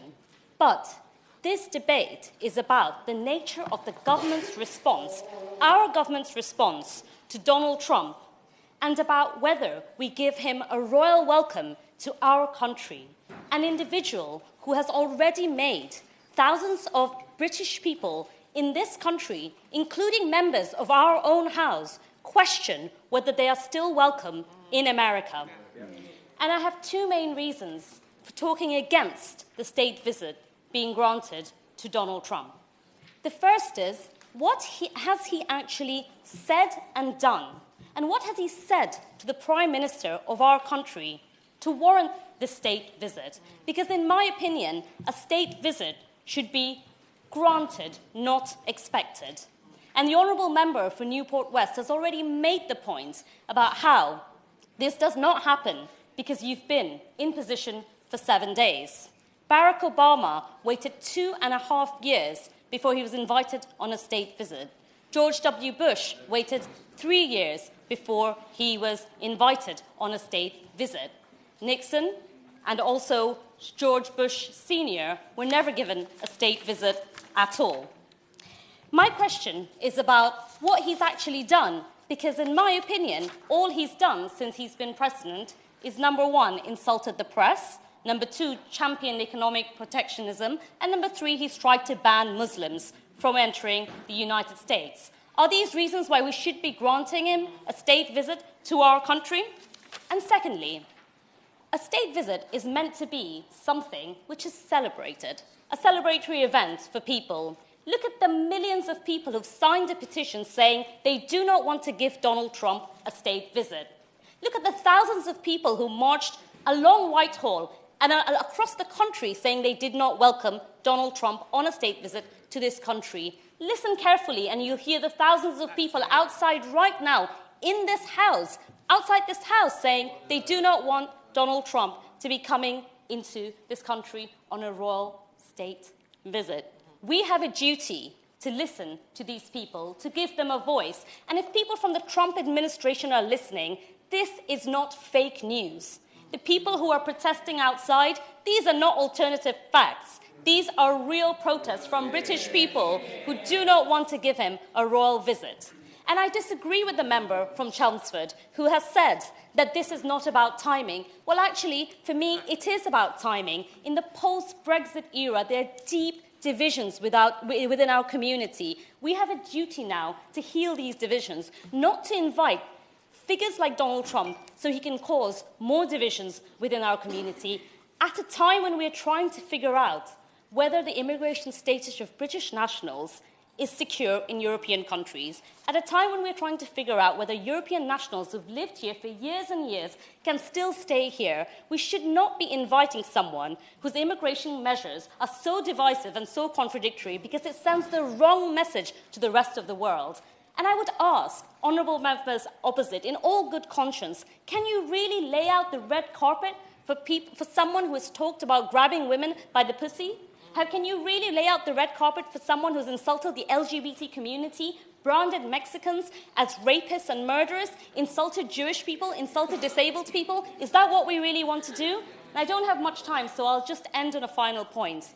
We will be judged. We will be judged by future generations about what we do when we pay a visit to Donald Trump and tell him to come here, because we as British people, we value respect, we value tolerance, we have mutual respect for each other. If we don't speak up in the face of injustice, if we don't challenge bigotry, then we are not serving ourselves, and we should not be inviting him to preach hatred and to spread his bigotry, his misogyny, and his division. Order, within Mr. our Martin community. Vickers. Thank you, Mr. Turner. Clearly, this is an issue that has resulted in some extremely passionate speeches on both sides of the argument. Many of my constituents will have signed the petition. Some will have signed the petition in favour of Mr. Trump coming. I have to say that only around 30 of them have actually taken the trouble to email me with their views. And I think it's perfectly legitimate that those individuals have signed a petition expressing their own personal individual views. But for a government to support one of those petitions would, I think, particularly the one in favour of banning the President, would be irresponsible and self-indulgent. The government must separate the individual from the office holder and act, as has been said by many of my colleagues, in the British national interest. And there is no doubt that our relationship with the United States is essential in terms of both the economy and security. And if a state visit will enhance and strengthen those ties, then I think that's something that we should support. I think those who have sort of been critical of the legitimacy of the President, and I think it was the Honourable Lady from Bradford West who spoke about legitimacy, and I recognise the passion with which and deep feeling with which she spoke, but actually the President is legitimate. He is democratically elected by the American people. And for us to turn our back on the office holder of President is actually an insult to the many millions of people, certainly. Thank the honourable member for giving way on that point. Would he agree with me that actually this debate is not about legitimate? There is nobody saying let's not invite President Trump to the UK. What we're saying is let's not roll out the red carpet and honour his rhetoric. Well, I think we should roll out the red carpet if it's in our own national interest to do so. And I don't think, as I've said, that there is any doubt about that. As my honourable friend, who's not now in his place, the member for Ribble Valley, spoke earlier about comparisons with the Brexit vote, which is perfectly the case. the reality is that other candidates in the USA, just as in those who campaigned for the Remain vote, did not understand the deeply held views of the British people. And many of the sort of sneering, arrogant, superior comments that we hear now from commentators, and it has to be said from some politicians, is actually an insult not to the British people and, in this case, to the American people. The United States is a fully functioning democracy. It's got checks and balances in the system. We've seen that with the instance of the court decision against the president's immigration ban.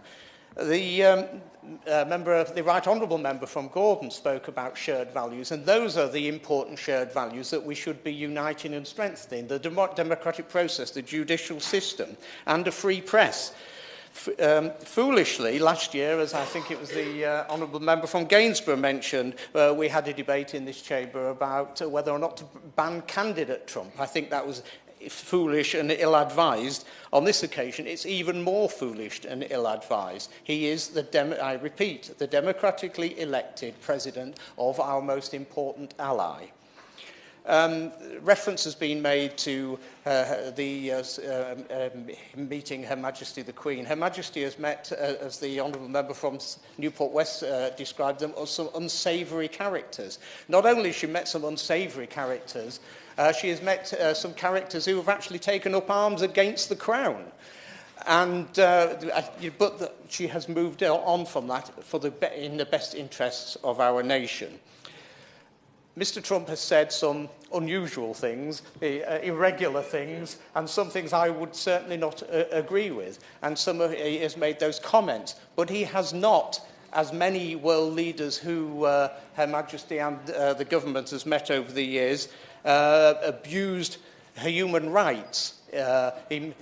He's now in a position, one hopes, to actually prevent those other leaders throughout the world who seek to do that. So there is absolutely no doubt in my judgment, Mr. Turner, that we should indeed roll out the carpet for the President. We are not rolling out the carpet for Mr. Trump. We are rolling out the red carpet for our most valued ally. Very good. I'm sorry that the Right Honourable Member for New Forest East is not in his place, because I thought I would like to respond to the arguments he made, particularly about the post-Second World War situation and the need for peace and stability. On the 4th of September 1959, as a wee boy, I walked with my mother from Maybole to Culzean Castle in Ayrshire. I did so on that autumn's day to be there to view the coming of the then President of the United States, Eisenhower, to the visit to Culzean Castle. He was well known to people of that small town in Maybole. He had been made a freeman in 1946. He had also been given by the people of Scotland a suite of rooms in Culzean Castle called the Eisenhower Suite. He was, as many of you will know, a five-star general who served as a supreme commander of the Allied Expeditionary Force in Europe. And post-World War, he was to become the first ever Supreme Commander of NATO. He was then President of the United States from 1953 to 1961, at a time when the Cold War was gripping people with a fear that we faced the possibility of a Third World War. And he famously called Culzean Castle his second White House, given he visited that not only when he held positions, but he visited that with his family on many occasions during his life.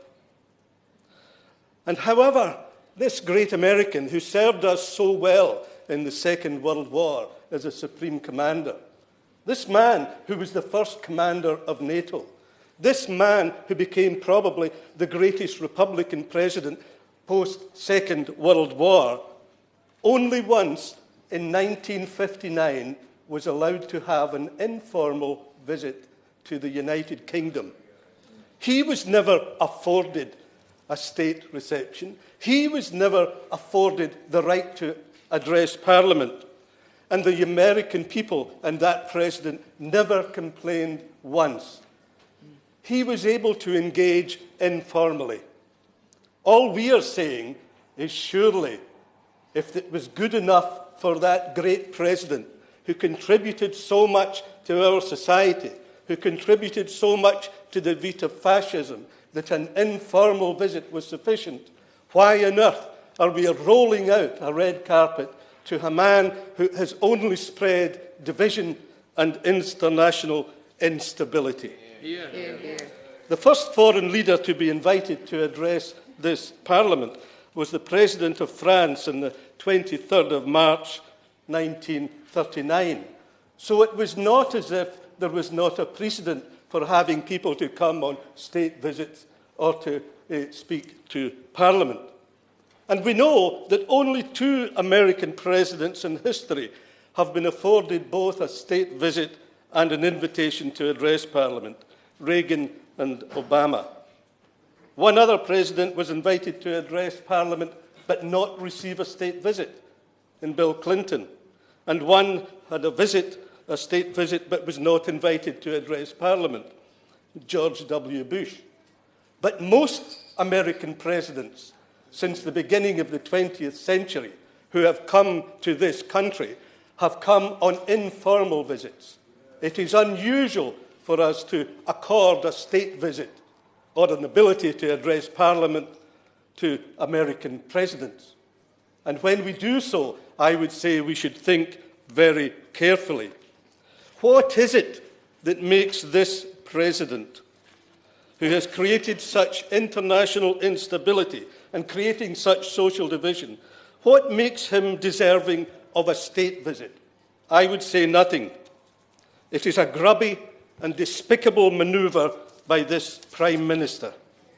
Many years ago, the Scottish poet Hugh MacDiarmid said that when he died, he wanted to have a 2-minute pandemonium.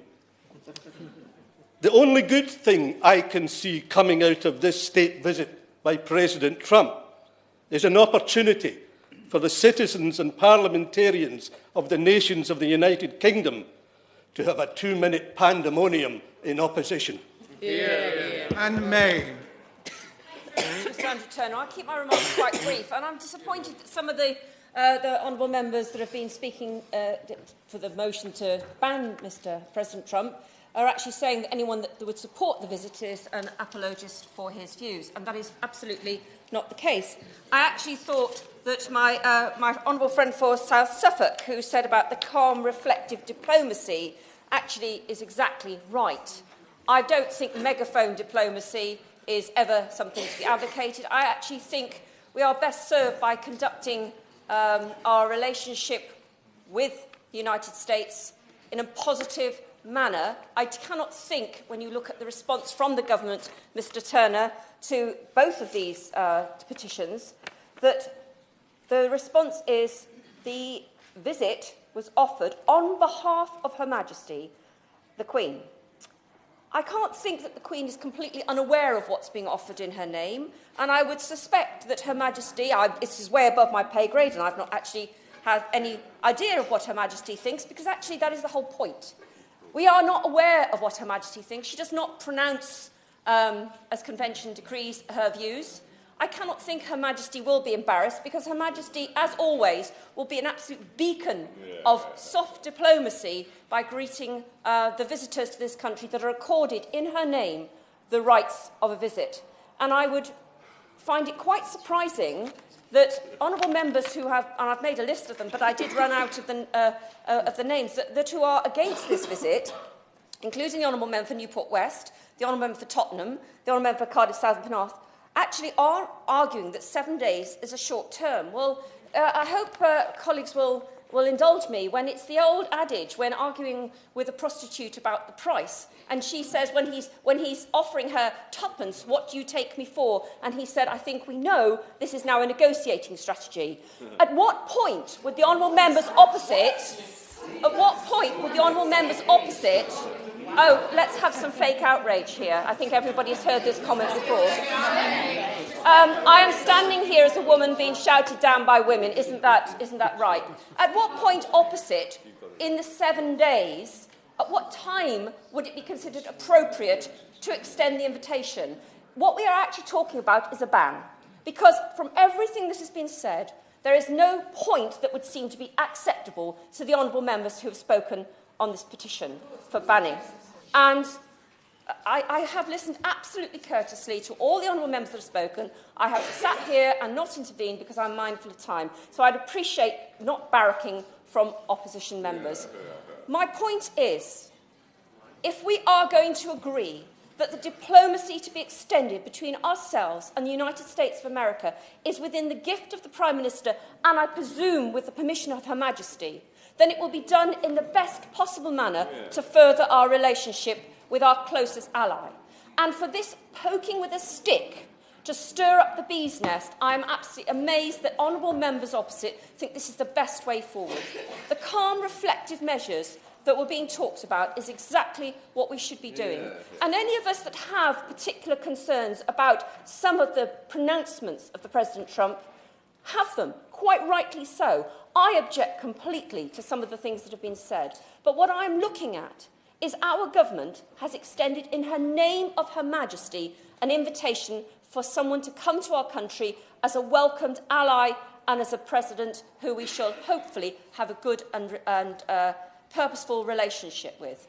And so, therefore, all these comments that we are now hearing about the man being a protozoa, we have no respect for other members of leaders of other countries if we talk about them in this manner. If we have concerns about his policies going forward, by all means, criticise them, raise concerns about them. But until that point, until we turn our back on the President of the United States of America, I believe we would be offering a state visit, and I think it is quite appropriate that we do so. The fact that our Prime Minister, through her diplomatic efforts, has secured a future for NATO, has secured a future direction for this country which binds us together as allies. Of course, my honourable friend. Doesn't it also get the impression that a number of people simply cannot come to terms with the fact that over 60 million people, 61 million plus, voted for the President of the United States, Donald Trump, because they felt left behind? And it's an inability of people in this House to come to terms with democracy. That's why Tony Blair was visiting TV and radio stations the other day, trying to reverse the democratic decision of the British people. It's the inability to understand what democracy is all about. My honourable friend is right. And again, there have been plenty of comments here, but 63 million people, I'm reliably informed, it was nearly 63 million people, actually voted for President Trump. And that is their democratic decision. They are the people who have evaluated whether they like the man. They are the people that evaluated whether they think he's going to take the country forward. They are the people, many of whom were aware of some of his comments in the past, who actually voted for him because of the way he has taken the lines that he has. That is not for us to criticise and try and redress the matter now. I thought it was a ridiculous debate that we should somehow stand against his candidacy. He is the president. We must move on. And I actually think the most important thing, if we have our criticisms, we have our concerns, they are done behind closed doors. These public pronouncements seem to me to be completely counterintuitive to what we need to be doing for the future of this country. And my friend who spoke for Gainsborough got it exactly right. The easy argument is to stand in this chamber and make vast speeches about how some of his comments have been totally reprehensible, and they have been. But how much farther does that get us? How much farther does that get our country in the future for the trade deals, the negotiations, and maybe the reliance on them at some point in the future when they need to come to our aid? I suspect this is a very dangerous route to go down. Mr. Daniel Seichner. Thank you, Mr. Turner. It's a pleasure to serve under your chairmanship. I just wanted to start by talking about the numbers of people who have signed this petition. It is a truly staggering number. In my constituency, almost 9,000, almost 1 in every 10 residents of Cambridge. And we've been hearing talk about democracy. I have to say, democracy does not equal majoritarianism, and it's very important to remember that. And I just want to say a little bit about why people in cities like Cambridge feel so passionately about this issue. Because they go to the very heart and kernel of people's beliefs about themselves. So we've heard about the people who have been left behind, but there's also another country that values tolerance, education, understanding and learning. That's the kind of city Cambridge is.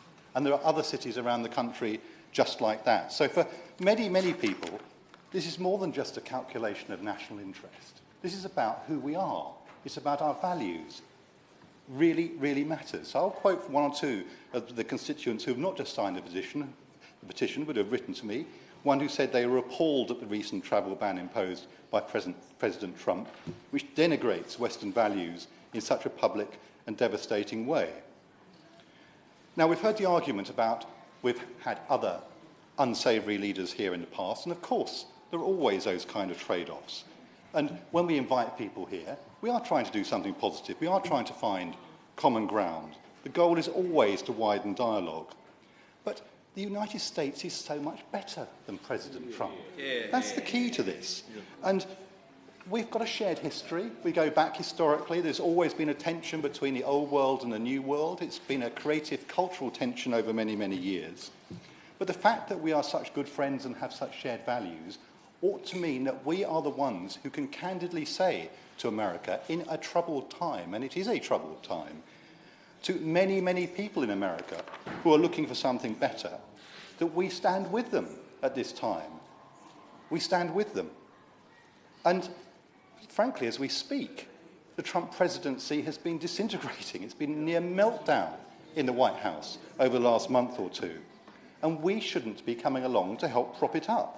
Now, we've heard already about the Prime Minister's rush to go and meet President Trump, and we all understand why that was post-Brexit. We can all see the point.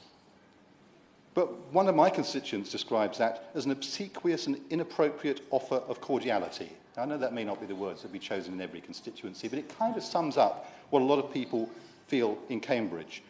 And my view is that turning to such an unstable regime is really a big, big risk. A big risk. It may not look so bright in the months ahead. And is it really the patriotic option in our national self-interest? Are we really sure that this is the person we put our trust in? Now, we used to understand that by sharing sovereignty with others, we were all stronger. Well, now, if we're in this new world where it's everyone for themselves, America's a big, powerful country. If it's America first, where does that leave us exactly? So I think we should think clearly about that. Another constituent says, our relationship with the US is diminished by subordinating our long-held values for our short-term trading interests. The special relationship is only as special as the values which underpin it. Now, I understand the difficulty the Prime Minister has got herself into, but actually there are many ways out of this. Just the revelations about Trump's first choice for National Security Advisor and his potential link with the Russians should surely be more than enough good reason for us to think that enough is enough. If it's about UK national security and interests, then I say think again. And let me conclude, Mr. Turner, by saying, in my view, Mr. Trump is a disgusting, immoral man, and he represents the very opposite of the values that we hold. And he should not be welcome here. We're a tolerant country, but tolerance does not allow that tolerance to be abused. We do not welcome bigots, and we don't stand aside when we see intolerance, ignorance and hatred on the march. We respond, and that response should be for our government to withdraw the invitation. Monaghan. It's a pleasure to serve under your chairmanship. I'm a teacher by profession, and one of the most important things that a teacher can give to their pupils is a view of tolerance and respect, of understanding, of knowing that the world is made up of a whole variety of different people who are no better or worse than each other. Hear, hear. I became concerned when I heard comments like, grab them by the pussy. But I was even more concerned when these were dangerously dismissed as locker room talk. Yep. Now, unlike the member for Gainsborough, I do not know any men who think this, have these thoughts, or even discuss them in the locker room. But then again, I move in different circles to the member for Gainsborough. When Donald Trump was elected, I tweeted, xenophobic, racist, sectarian and sexist rhetoric has just been legitimised. We should all be very afraid. Fox News reported that our First Minister, Nicola Sturgeon, had urged Trump to reach out to those who felt marginalised, a view that I think we would all agree with. Hear, hear. I will do. Obviously, I appreciate that you are a trained teacher, but could I ask you to project a little more over the noise of the many, many people that are protesting outside against Trump? Hear, hear. Thank you. Thank my honourable friend for her intervention, and of course many of us may join them after this debate has. No, I won't. However, Fox News also quoted my tweet, and this opened the floodgates. Now, I have a whole pile of them. I'm not going to treat you to the whole selection, but I'll read a couple of brief ones. Mind your damn business and stay the hell out of our politics. The silent majority has spoken. We do not want to end up like your piss-poor country. We kicked your ass once, we can do it again if you give us a reason. And it goes on, but I won't read the whole thing. Here's another one. Keep your vulgar comments on your side of the pond. We should have let Germany run over you in the 1940s. But my personal favourite was from the geographically challenged Randy Crone from Dallas, who tweeted, "Ignorant, thick, foolish is the order of the day with Carol Monaghan. Australia should be very afraid."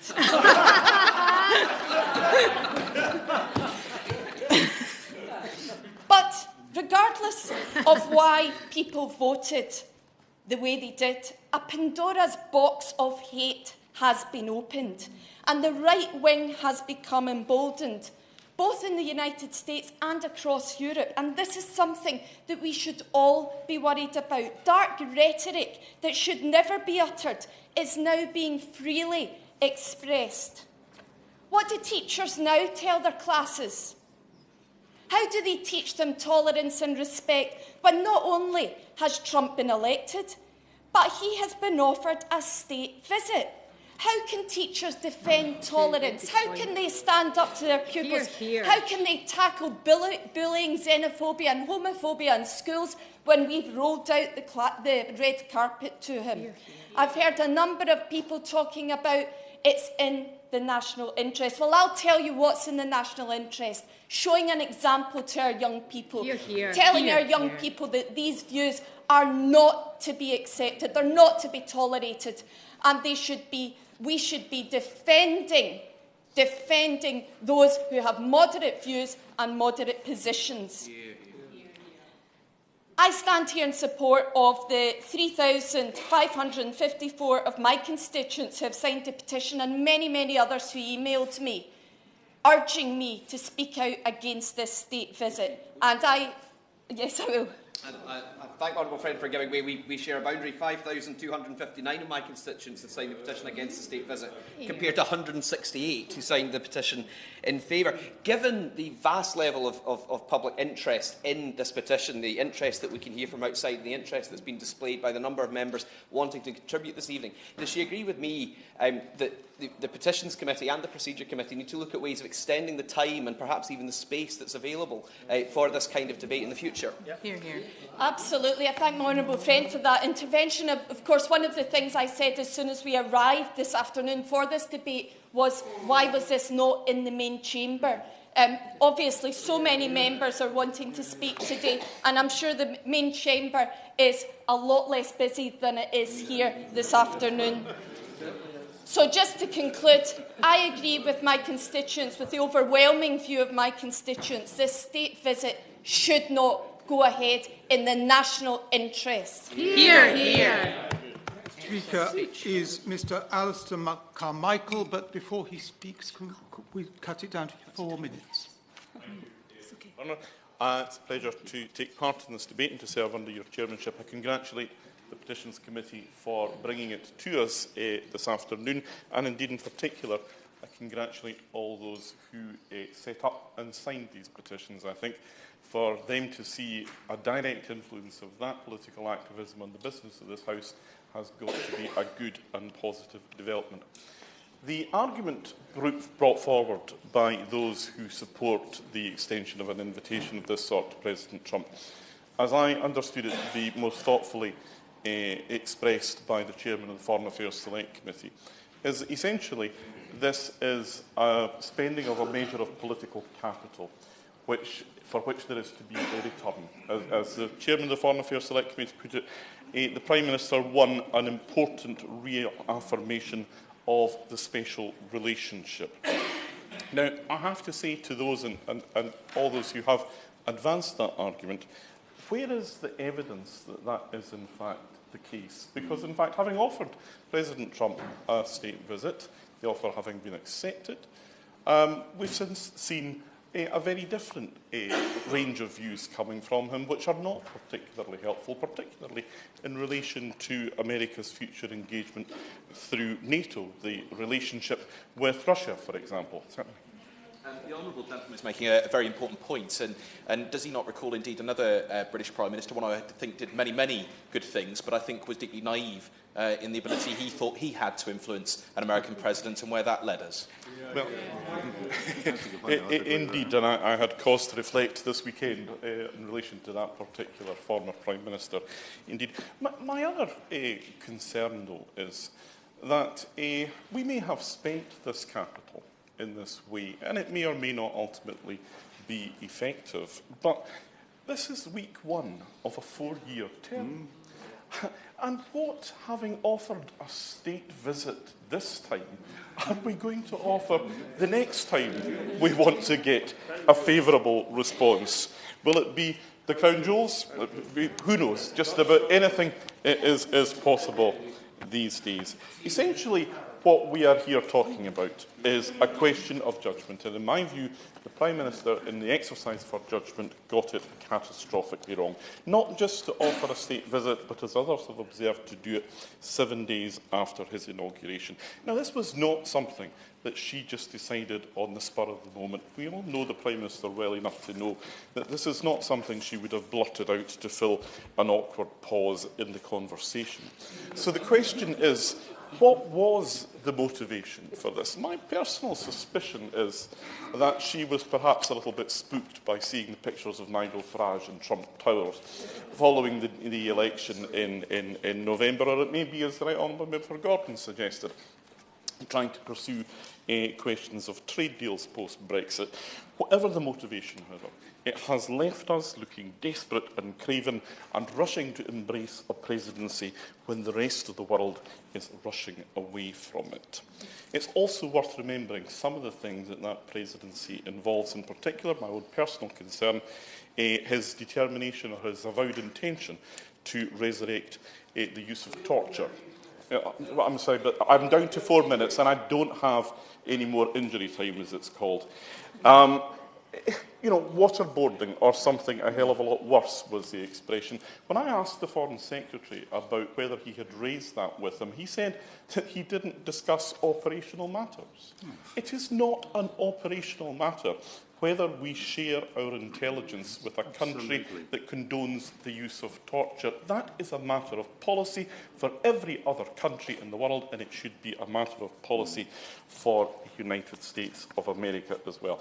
I have no issue with the Prime Minister seeking to influence the President of the United States, but she should be doing that in a way that engages the relationship that we have enjoyed in the past.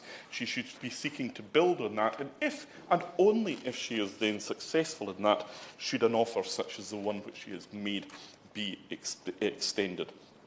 This presumes, of course, that President Trump will be influenced. I see little evidence to support that contention. Even those few benign influences that are around him do not seem able to do that. I start from the position, Mr Turner, as somebody who values the special relationship, but I understand that that special relationship is not between a government and an administration. It is between our two peoples. That is why it is our shared history, our shared values, that it makes it special and enduring, and that, in fact, is what the Prime Minister risks doing severe damage to today. This debate, and I don't just mean the debate in Westminster Hall, but the wider debate, would be conducted in a calm and rational fashion. And while I express that hope, I suppose the past hour and 40 minutes would indicate that maybe a hope rather than an expectation. But nonetheless, it has been debated widely outside, and there are many outside who don't share my view. My view is that candidate Trump and Mr. Trump made some deplorable and vile comments which are indefensible, cannot be defended morally, politically, or in any other way. But he is the President, the democratically elected President of the United States of America. As far as I'm aware, 62.9 million people voted for the now President Trump, and the Electoral College system delivered him the presidency. But, Mr. Turner, this is the point I wish to labour on in the couple of minutes that I have. We had 8 years ago the election of the then President Barack Obama. We were told at that time that here was a new man. Here was a man whose slogan was, "Yes, we can," who was going to introduce a radical wave of liberal ideas that would bring the United States of America well into the 21st century and would liberate and emancipate that nation-state of the great liberty that it has had for over 200 years. And after 8 years of his presidency, according to some, over 60 million Americans, after having 8 years of Obama's presidency, elected a bigoted, misogynistic, racist, paranoid, xenophobe, Islamophobe. How did they do that after 8 years of the great liberal being in charge of the United States of America? How could otherwise rational, peaceful Democrats vote for such a xenophobe? It is, in part to what the honourable member alluded to, across the free world, Mr. Turner, there is an isolation, not an isolationism of President Trump, but an isolation of peoples, whether it is in the United Kingdom, whether it is in the USA, and we will probably see in the Netherlands, in France, and in Germany. The rising of people who have had enough of the establishment, because it is the establishment that they blame for their plight. And it does not do for people to patronise them and say, well, we will take account of your fears and concerns, and that you have perceptions. They're not really accurate, but we understand they are perceptions. That won't wash. It didn't wash in America. It didn't wash with the Brexit vote.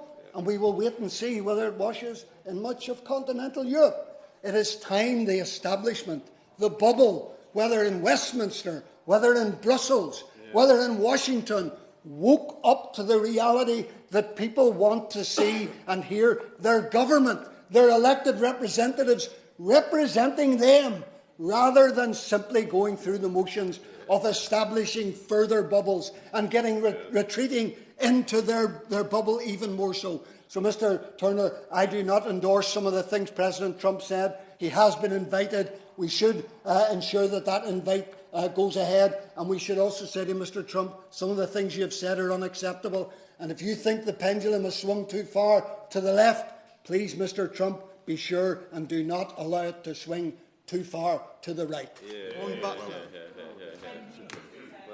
And I want to congratulate the Procedures Committee for having this debate. My constituency, Brent Central, is the most diverse constituency in Europe, and for that I am very, very proud. And almost everybody has something to say about Trump and America. And the thing is this, Mr. Turner, that the UK has and always has had a close working relationship with the United States, and it's important to continue that special relationship. But that special relationship comes with responsibilities. And we today speak in our Parliament, which is older than the United States itself. And we have a responsibility as the elder, if you like, to guide that special relationship. It is often said that when America sneezes, the UK catches a cold. Well, right now, America has a pretty nasty virus. And it's important that that virus doesn't spread. And we have to stop that spread of that virus, because the closeness of our special relationship and the open wound that we have that was created by Brexit leaves us quite vulnerable. And we need to stop this contagion from becoming an epidemic that leads to a pandemic from which the free world may never recover. And there's lots of talk about the negotiations that the Prime Minister did and delivered to be able to deliver, to continue this close working relationship. Well, I say this, that we cannot sell our souls and what we believe in order to be able to sell our goods and services. It's a price way too high to pay. And the antidote to this virus is building bridges, not walls. The antidote to this virus is listening to the thousands of people who have spoken, who've signed this petition, who are outside Parliament right now, who we can hear cheering and chanting. We hear people, they've come out to march. People who've never marched before are outside Parliament right now because they believe in something. They believe in hope, not hate. And Edmund Burke said that all that is necessary for the triumph of evil is for good men to do nothing. I'm sure, Mr. Turner, that he wanted to mention women in his speech, and that is a very wise statement. And it was women who were the first to mobilise against Trump's extremism. Hundreds and thousands took to the streets, and they were joined quite rightly by men, boys, girls, gay, straight, people of all religion and none. And it's time that the United Kingdom needs to be united in its voice against racism, bigotry, misogynist, Islamophobia, anti-Semitism, and all the tools of division that has given Trump the White House. And people have said today that he's not racist because. To me, that's the same as saying, you know, how can he be a murderer? Well, it's the same way a murderer can be a murderer and still have friends who are alive. Do you mean it doesn't matter? He's still a racist and misogynistic anyway. We affect each other. And the thing is that Martin Luther King, I think, put it quite well. He said, I cannot be what I ought to be until you are where you ought to be. That is the interrelated structure of reality. We are bound together by a single garment of destiny, and we need each other in order to move forward. And so there's no way around it. We have to work with other people. So it's fine. You know, President Trump, he is the president. He can come and visit, but not a state visit. That's taken it a little step too far. Because Trump's message isn't about togetherness. If it's all about building walls and imposing bans. It's not about the truth. When he speaks and you criticise or you question what he said, he cries that it's fake news. There is a real issue and a problem that we have to address. We have reached the time at 18:45, so I'm afraid we must move on to Liam Burns. I'll conclude to give my honourable friend some time to speak as well. I'd just like to say that the whole world is watching, and the whole world is watching the decisions that we make in Parliament, and we cannot be on the wrong side of history. Thank you very much. Mr Turner, thank you very much. It's a privilege to serve under your chairmanship. And I want to start in the same place that my right honourable friend, the member for Tottenham, started, which is as someone who loves America very dearly. I'm very proud to be one of the Fulbright scholars in this place. I spent 2 very happy years living in America. I crisscrossed the country in that time, and it was there that I learned about America's warmth, its beauty, its enterprise, its energy, its creativity, its generosity, and its resolution in the face of adversity. These are all of the values that we expect a President of the United States to epitomise. These were the values of President Washington, whose birthday we mark today on President's Day. It was once said that President Washington could not tell a lie. This president appears to find it difficult telling the truth. And what we need right now, in this world of division and discord that we face, is a shared defence of the values that we have in common. We need a shared stand against disunity, a shared stand against intolerance, a shared stand against hatred. And that is what we should be celebrating with a presidential state visit to the United Kingdom. And that, I'm afraid, is what we are not going to get. Now, my fear is that this visit will not be a showcase for those shared values. Actually, it will be a showcase for the divisions between us. We have to ask ourselves, what is going to greet President Trump when he gets there? I would argue that what we are going to get, frankly, is the kind of protest we see outside. In fact, what will greet the president will make the protests outside look like a tea party. What we hope will be a special relationship will emerge as a strained relationship. Now, if I thought, like my honourable friend, the member for Bradford, that we could take the President for a non-alcoholic pint, or sit him down for a cup of tea, or take him out for a curry in the Balti Triangle of Birmingham, and send him away a better man, then I would be all for rolling out the red carpet. But I think what the President has shown us by his conduct is that he is not a man who treasures two-way conversations. He is a man who treasures one-way conversations, ideally composed of 140 characters. Now, some honourable members said that we have entertained all sorts. That is true. We have entertained all sorts. Diplomacy is not a business where you can simply conduct conversations with your friends. But as my honourable friend, the member for Cambridge, said, we hold America to a higher standard because they are our friends. It was those shared values that we pioneered in this Parliament in the years before the Civil War. It was those shared values that we gave to the Pilgrim Fathers, who took them and wrote the Mayflower Compact, which became the American Constitution. Those are the values that we should be celebrating. I won't give way because time is now very short. My fear is that in this visit, nothing would be left unsaid.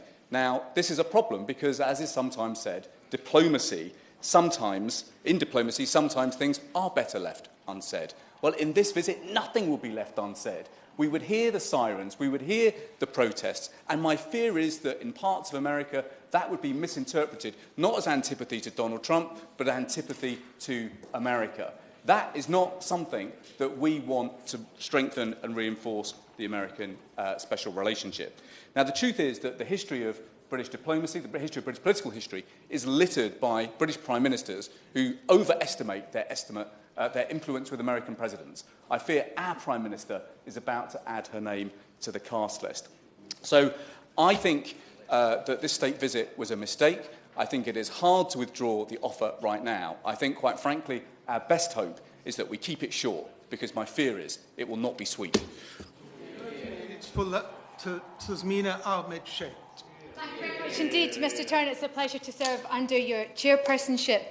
Can I start by asking members who are still here this evening just to close their eyes even and just think for 1 minute, if we were talking about any other person, any other leader in the world, wherever they might come from, would we be standing in such astute defence of him? I think perhaps not. And we should all think about what that says about us. Does it say that it doesn't matter what the President of the United States of America says because he's a rich white man? I fear that that's exactly what it says. We've had talk of others who've been invited on state visits to this country, but I would ask those who've raised that issue, which other head of state that's been invited on a state visit has posed a threat to our national security and has insulted a member of the royal family? I think the answer to that is none. We also heard from I'm actually not going to give way because it's not fair to everybody else. In relation to comments made by the member for New Forest East, when he spoke of the path of righteousness, a very noble path indeed that is. I do fear that we have been here before, and many of us who are here in this debate, including the honourable member for Bradford West, who spoke about inviting, then he wasn't even the candidate for the Republican Party, over to have a look and see how we live in this country, how we have a tolerant society, which we're extremely proud.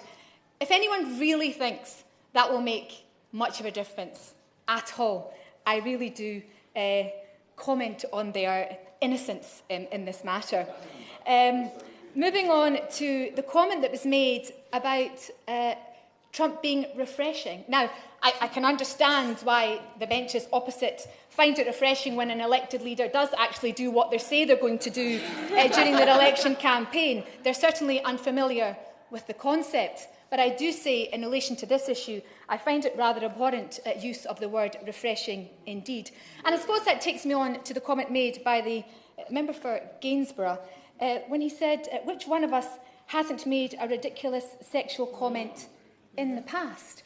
That, Mr Turner, is unacceptable. It's unacceptable even that the member even thinks it's the right thing to bring into this forum. It is never, ever okay to make comments of a sexual nature to anybody. And I know I speak for all of the women in this House, if not some of the men too, when we say the women in this House have had enough of it, and we're certainly not going to put up with any more of it in this chamber. State visits have been an honour bestowed by our monarchy on the heads of states of other nations. And this debate is not about how the USA voted. Of course it's not. We know there were democratic elections, although indeed it is President Trump that's cast aspersions upon whether some of the people who voted had the right to do so. But what this is about, Mr. Chair, is who we are as a country made up of 4 nations. And I have to say, I think the voices outside are perhaps more demonstrative of who we are as a country of many nations than some of the voices we've heard in here today. And I believe... Yes, I will. I think my honourable friend is making a very important point, that we respect the right of the Americans to decide their own president. But that is not what this debate is about. It's about our values, our constituents, and what it means to us. And if this Parliament is the embodiment of our values in this country, to paraphrase Jane Austen, are the shades of Parliament to be thus polluted? I agree very much with my honourable friend, and to signs from the back because I allowed an intervention from my honourable friend. That's because my honourable friend hasn't yet spoken in this debate, and I think it's important that everybody's voices are heard, not just those of the majority of the men. Well, I'll take an intervention then. Yes, I didn't realise. Please. I'm extremely grateful, and the honourable lady is making a very powerful message, but I'd just like to take her back to points about other heads of states, because I'm a little bit confused.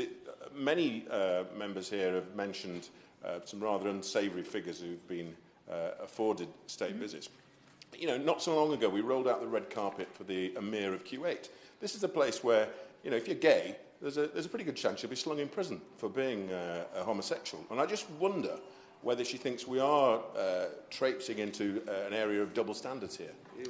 I'm very grateful to the honourable member for his intervention. I say I don't get any extra time for taking interventions, and say that I believe where it's in our national interest, the governments of Scotland and the UK should seek to work constructively with governments and world leaders with whom we both agree and disagree. But I do refer them to my point where I said about what is in the interests of our national security and what insults have been made to the royal family, which I'll come to, if I can, in my speech. We must demonstrate leadership. The point in all that we do is to encourage others who visit this country to raise their game. But the current President of the United States is not someone who is demonstrating positive leadership on the world stage, or someone who would benefit from a first-hand examination of democracy, and he's not acting in a way in which is in our national interest. Up to now, Presidents of the United States have been almost universally considered to be leaders of the free world. We've had some good presidents and some not so good presidents. But I respect that while I may agree with some of their philosophies or policies, each has been committed to upholding the Constitution of the United States and promoting and protecting freedom and justice across the world. And I consider myself a friend of the United States, and like many Scots, I'm pleased of our country's strong links. As an alumni of the US State Department IVLP programme, I've seen firsthand the professionalism and care with which the US administrations deal with their friends from across the world when they visit. But President Trump does not follow in the footsteps of the giants of American history. His actions to date have not upheld US values and the US constitutions. They have simply undermined them to every extent. And it's not just by inviting him here on a state visit we're setting aside his outrageous and deplorable personal conduct. This is a man, as we've heard, who jokes about grabbing women by the pussy. This is a man who, I hear groans from the back, it's just not on. This is a man who said that of the Duchess of Cambridge in 2012, who wouldn't take Kate's picture and make lots of money if she does the nude sunbathing thing? Come on, Kate. How humiliating it would be for any family to welcome somebody like that in their home. And we're asking that the royal family do precisely that. So I object to this proposed state visit, not just because of his vile behaviour, but also because of his actions as president. He signed illegal and unconstitutional executive orders which contravene the USA's obligations under the Geneva Convention. His subsequent public statements have systematically undermined the independence of the judiciary. He set the groundwork for rolling back the Voting Rights Act and placing new restrictions on the rights of Americans to vote by falsely claiming voting fraud is taking place on a massive scale without a single shred of evidence to substantiate this. He has undermined the free press. He's called any poll which shows the US public is at odds with his policy position fake news. In fact, he's now extended that to very fake news. He speaks of the press being the enemy of the American people, and he's publicly endorsed the use of war crimes by US forces abroad. He would deliberately target innocent civilians in direct contravention to international law. His actions are morally and legally wrong and in conflict with our own international interests. Don't take my word for it. Following the issuing of the executive order banning entry to the US of those born from a number of predominantly Muslim countries, the Home Secretary said during questioning, the sources of terrorism are not to be found in the sources where the President is necessarily looking for them. Trump isn't combating terrorism, he's bolstering terrorism. He's adopting a warped worldview which will in itself give aid to terrorists. He says it's Islam against the West, and that feeds into the narrative of Daesh, who say it's the West against Islam. What a dangerous path to take us down. And as we saw during last week's, what can only be described as extraordinary press conference, which achieved its main aim of deflecting immediate attention from the mounting evidence of links with Putin's Russia, he's either a complete idiot who believes everything he reads on the internet or an enormous liar. I don't think he's actually an idiot. He's been phenomenally successful in achieving his goals. He has a plan and a means to carry it out. And I want to join my friends in the US in defending their constitution. Have we spared a thought? This isn't just about government to government. This is about people of the United States of America who themselves have protested against the actions of their president. Women, men, women and children alike who stood beside refugees when the Muslim ban was put in place. Who's going to speak for them? I think we should too. So if we fate and accommodate Trump on an official visit, lending him our cloak of respectability and hoping that this acquiescence will change his dangerous policies or vile behaviour, we'll be carrying on in the tradition of the spectacularly unsuccessful tactics of those Tory MPs in this very chamber who attended the debate a year ago and dismissed him as a wazak, I think was the word that was used. Those that chose previously to ridicule them must be wondering why they did that then. We now, as we've heard so often from the Prime Minister, are supposed to be demonstrating global leadership. In our actions, we've demonstrated nothing other than we have failed in our duty to do that. We are indeed following in his footsteps, and I don't intend to go in that direction. Thank you, Mr. Turner, and it's a pleasure to serve under your chairmanship. And I'm very grateful for the opportunity to speak in this debate, not least because I think my constituency, Hornsey and Wood Green, has the third highest number of signatures on the petition. So it's a happy coincidence that I've had the opportunity to respond on behalf of the opposition. Mr. Turner, we know the petition is approaching the 2 million mark, and we know from the hundreds of letters that we've received in our offices and from the thousands that joined in when myself and the member for Brent Central went on the public protest earlier this month, that there is immense public concern, and not only about the behaviour and the confrontational nature of the President's approach, but also the position that our own government has taken in relation to the President's visit. The Right Honourable Member for Newport West gave some excellent examples in his opening contribution, and so many members have made passionate speeches this evening. We know so well from what the member for Tottenham said that the United States is one of our closest allies and strongest trading partners, although I would hasten to add that they weren't the only partners in the world wars which were fought. There were some other very important partners from the Commonwealth countries, and we mustn't forget our history. It's very important. But the member for Tottenham did point out that the importance really is about the relationships, and it was great to hear the member also from Birmingham speaking about his experience of studying in the US, because there's nothing like an experience at university to really hammer home that sense of friendship. Now, we have, of course. For giving way. Does she agree with me on that point? Also, the staff that work at places like the American State Department, in their consulates and their embassies. I spent 18 months working for the American consulate in Edinburgh, and I was with them on the evening of the election, and I can say how devastated they were at the thought that President Trump was being elected. They are now at the forefront of having to face down the public and work with the public when he is making such abhorrent statements.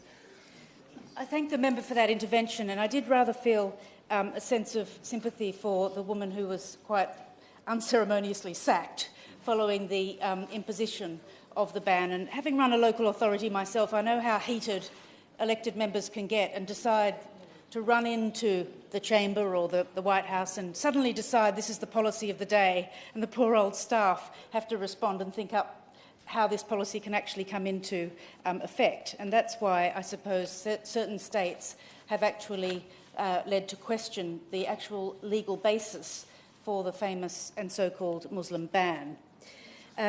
Just to comment briefly, Mr. Turner, on the issues that we should be talking about today around tackling international crime and terrorism, working together to address the mass movement of people across the globe, and the reinforcing international policies to combat climate change. Sadly, instead, we're somehow falling into the trap of responding confrontationally to somehow making policy pronouncements by Twitter. And I do hope that we can sort of right the ship again and get back to our more measured way of discussing, debating, and taking a little more time to consider the importance of our foreign policy. Turning briefly to the language of the petition, one concern outlined in the text of the petition focuses on the potential embarrassment a state visit may cause to Her Majesty. However, I fear there is a greater concern that proceeding with the organisation of a state visit, whilst President Trump remains intent upon enforcing his travel ban on nationals from Iraq, Syria, Iran, Somalia, Sudan and Yemen, would send the wrong message to the White House right now when we're trying to establish a relationship of equals. The international community, and indeed the sizable diasporas from the aforementioned countries, do reside here in our constituencies.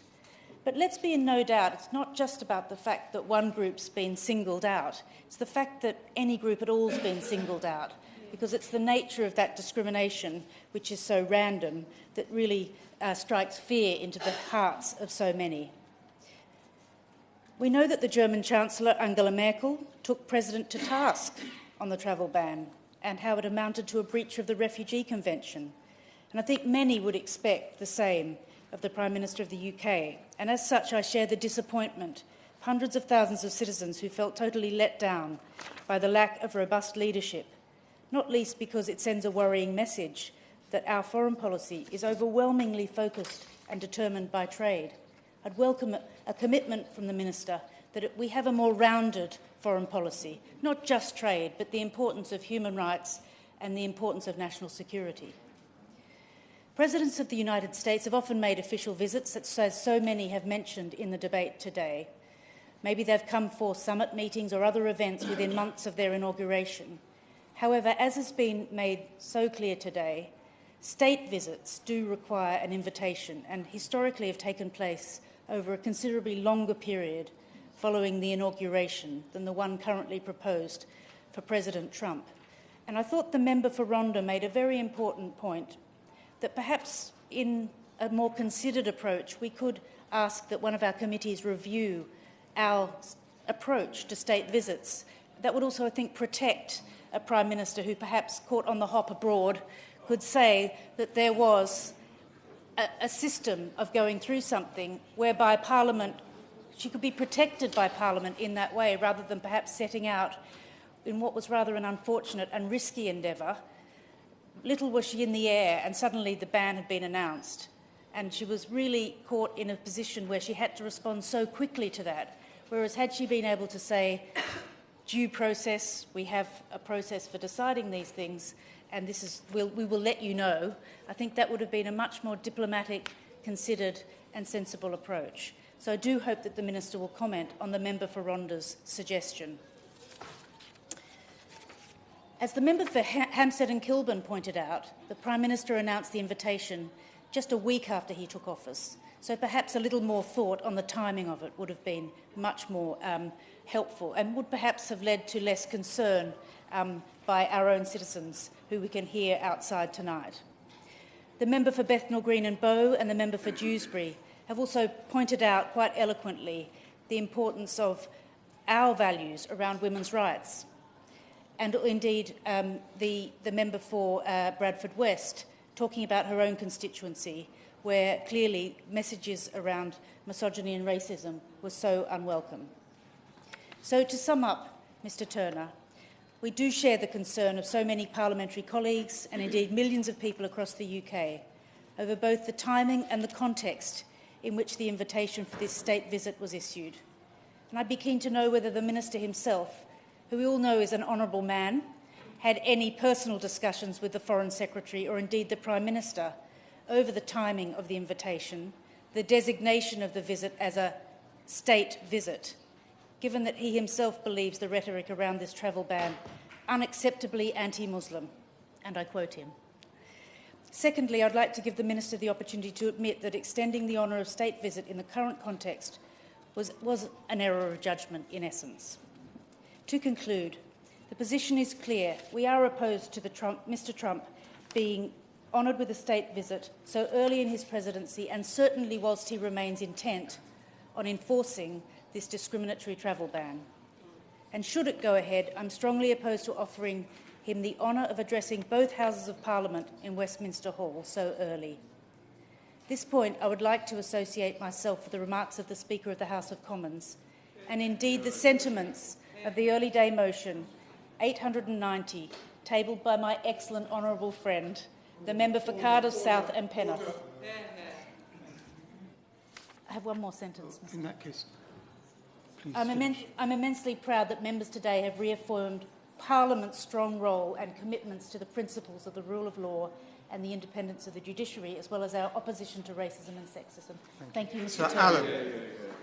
Well, thank you, Mr. Turner. It's a pleasure to serve under your chairmanship. And in response to the two petitions which have triggered this debate, and having listened to the arguments on both sides, I'd like to set out the position of Her Majesty's government and explain the thinking behind it. The state visit, as people have mentioned today, is a uniquely British construct. No other country is able to offer a state visit in quite the same way as we do. It is distinctively British. And over the course of her reign, Her Majesty has hosted over 100 of them. All such visits are a rare and prestigious occasion, but they are also our most important diplomatic tool.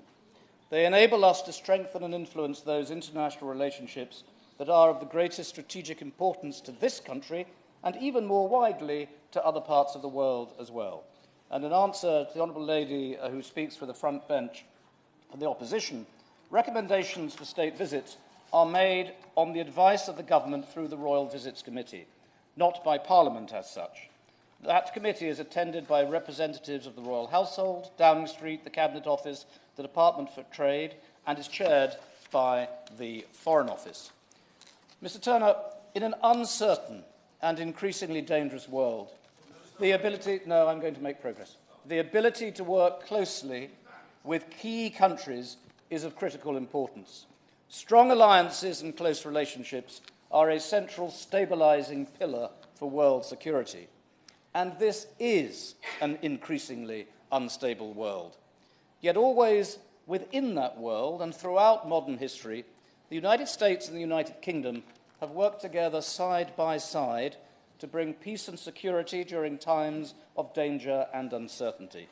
And especially with the world as it is today, that's why a state visit matters so much, because put simply, diplomacy matters. The relationship between the United Kingdom and the United States is built around a common language, the common principles of freedom and democracy, and common interests in so many other areas besides. And our relationship is undoubtedly special. On security, on defence, on trade, on investment, on all of these issues, the United Kingdom and the United States are and will remain the closest of partners. Now, the United States is the world's greatest power. And in the light of America's absolutely pivotal role, we believe it's entirely right that we should use all the tools at our disposal to build common ground with President Trump. Now, as the baton of office passed seamlessly, constitutionally, from one president to another, we were already well placed to have a productive and meaningful engagement with the new administration. The British Embassy in Washington has been working with key administration figures for many months. British Secretaries of State have built relationships with their opposite numbers following their congressional confirmation process. And the Prime Minister's visit last month was of enormous significance. Indeed, also, the Foreign and Defence Secretaries have met their opposite numbers, indeed only last week, and on Friday I met Homeland Security Secretary John Kelly. And this engagement places our national interest at the heart of our government's decision-making. And the special relationship is a central part of that national interest. It's a relation... No, I'm going to keep going. It's a relationship which transcends political parties on both sides of the Atlantic. And it is bigger than individual personalities. It's about the security and the prosperity of our two nations.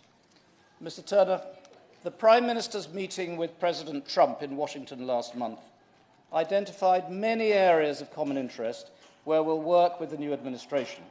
And a state visit will provide the opportunity to advance these common interests further. In respect of timing, which has been mentioned in this debate, state visits are not necessarily the sole preserve of long-serving heads of state. In the past, a state visit has been extended to the presidents of South Africa, France, South Korea, Finland and Poland, amongst others, each within their first year of office. And the government, I'll just give way this once, otherwise I won't be able to answer all the points. I thank the Minister for giving way, but would he not agree with this point at least, that to extend a state visit in this way and at this time could be seen, and has been seen by many of my constituents, as effectively a validation of the views and the statements of President Trump? And in that way, they feel very, very concerned about the message that it sends. I understand exactly what the Honourable Lady has said and accept that that is the strong and perfectly powerful counter-argument to the case that I am making. But I do not accept that the process of a state visit will indeed be seen as such validation. And I'd like just to explain a bit further what I think the value of this state visit will entail. Because, Mr. Turner, the government strongly believes that it's a perfectly legitimate decision to use the full impact of an invitation to maximise the diplomatic significance of a state visit at the start of President Trump's term of office.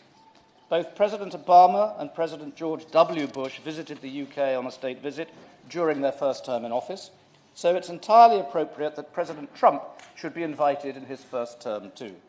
But let me also be clear, because this has also been raised today, neither the precise timing nor the content of the proposed visit have yet been agreed.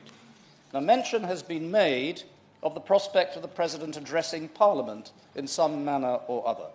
The fact is, on only 3 occasions in the past century has the guest addressed both Houses of Parliament as part of their state visit.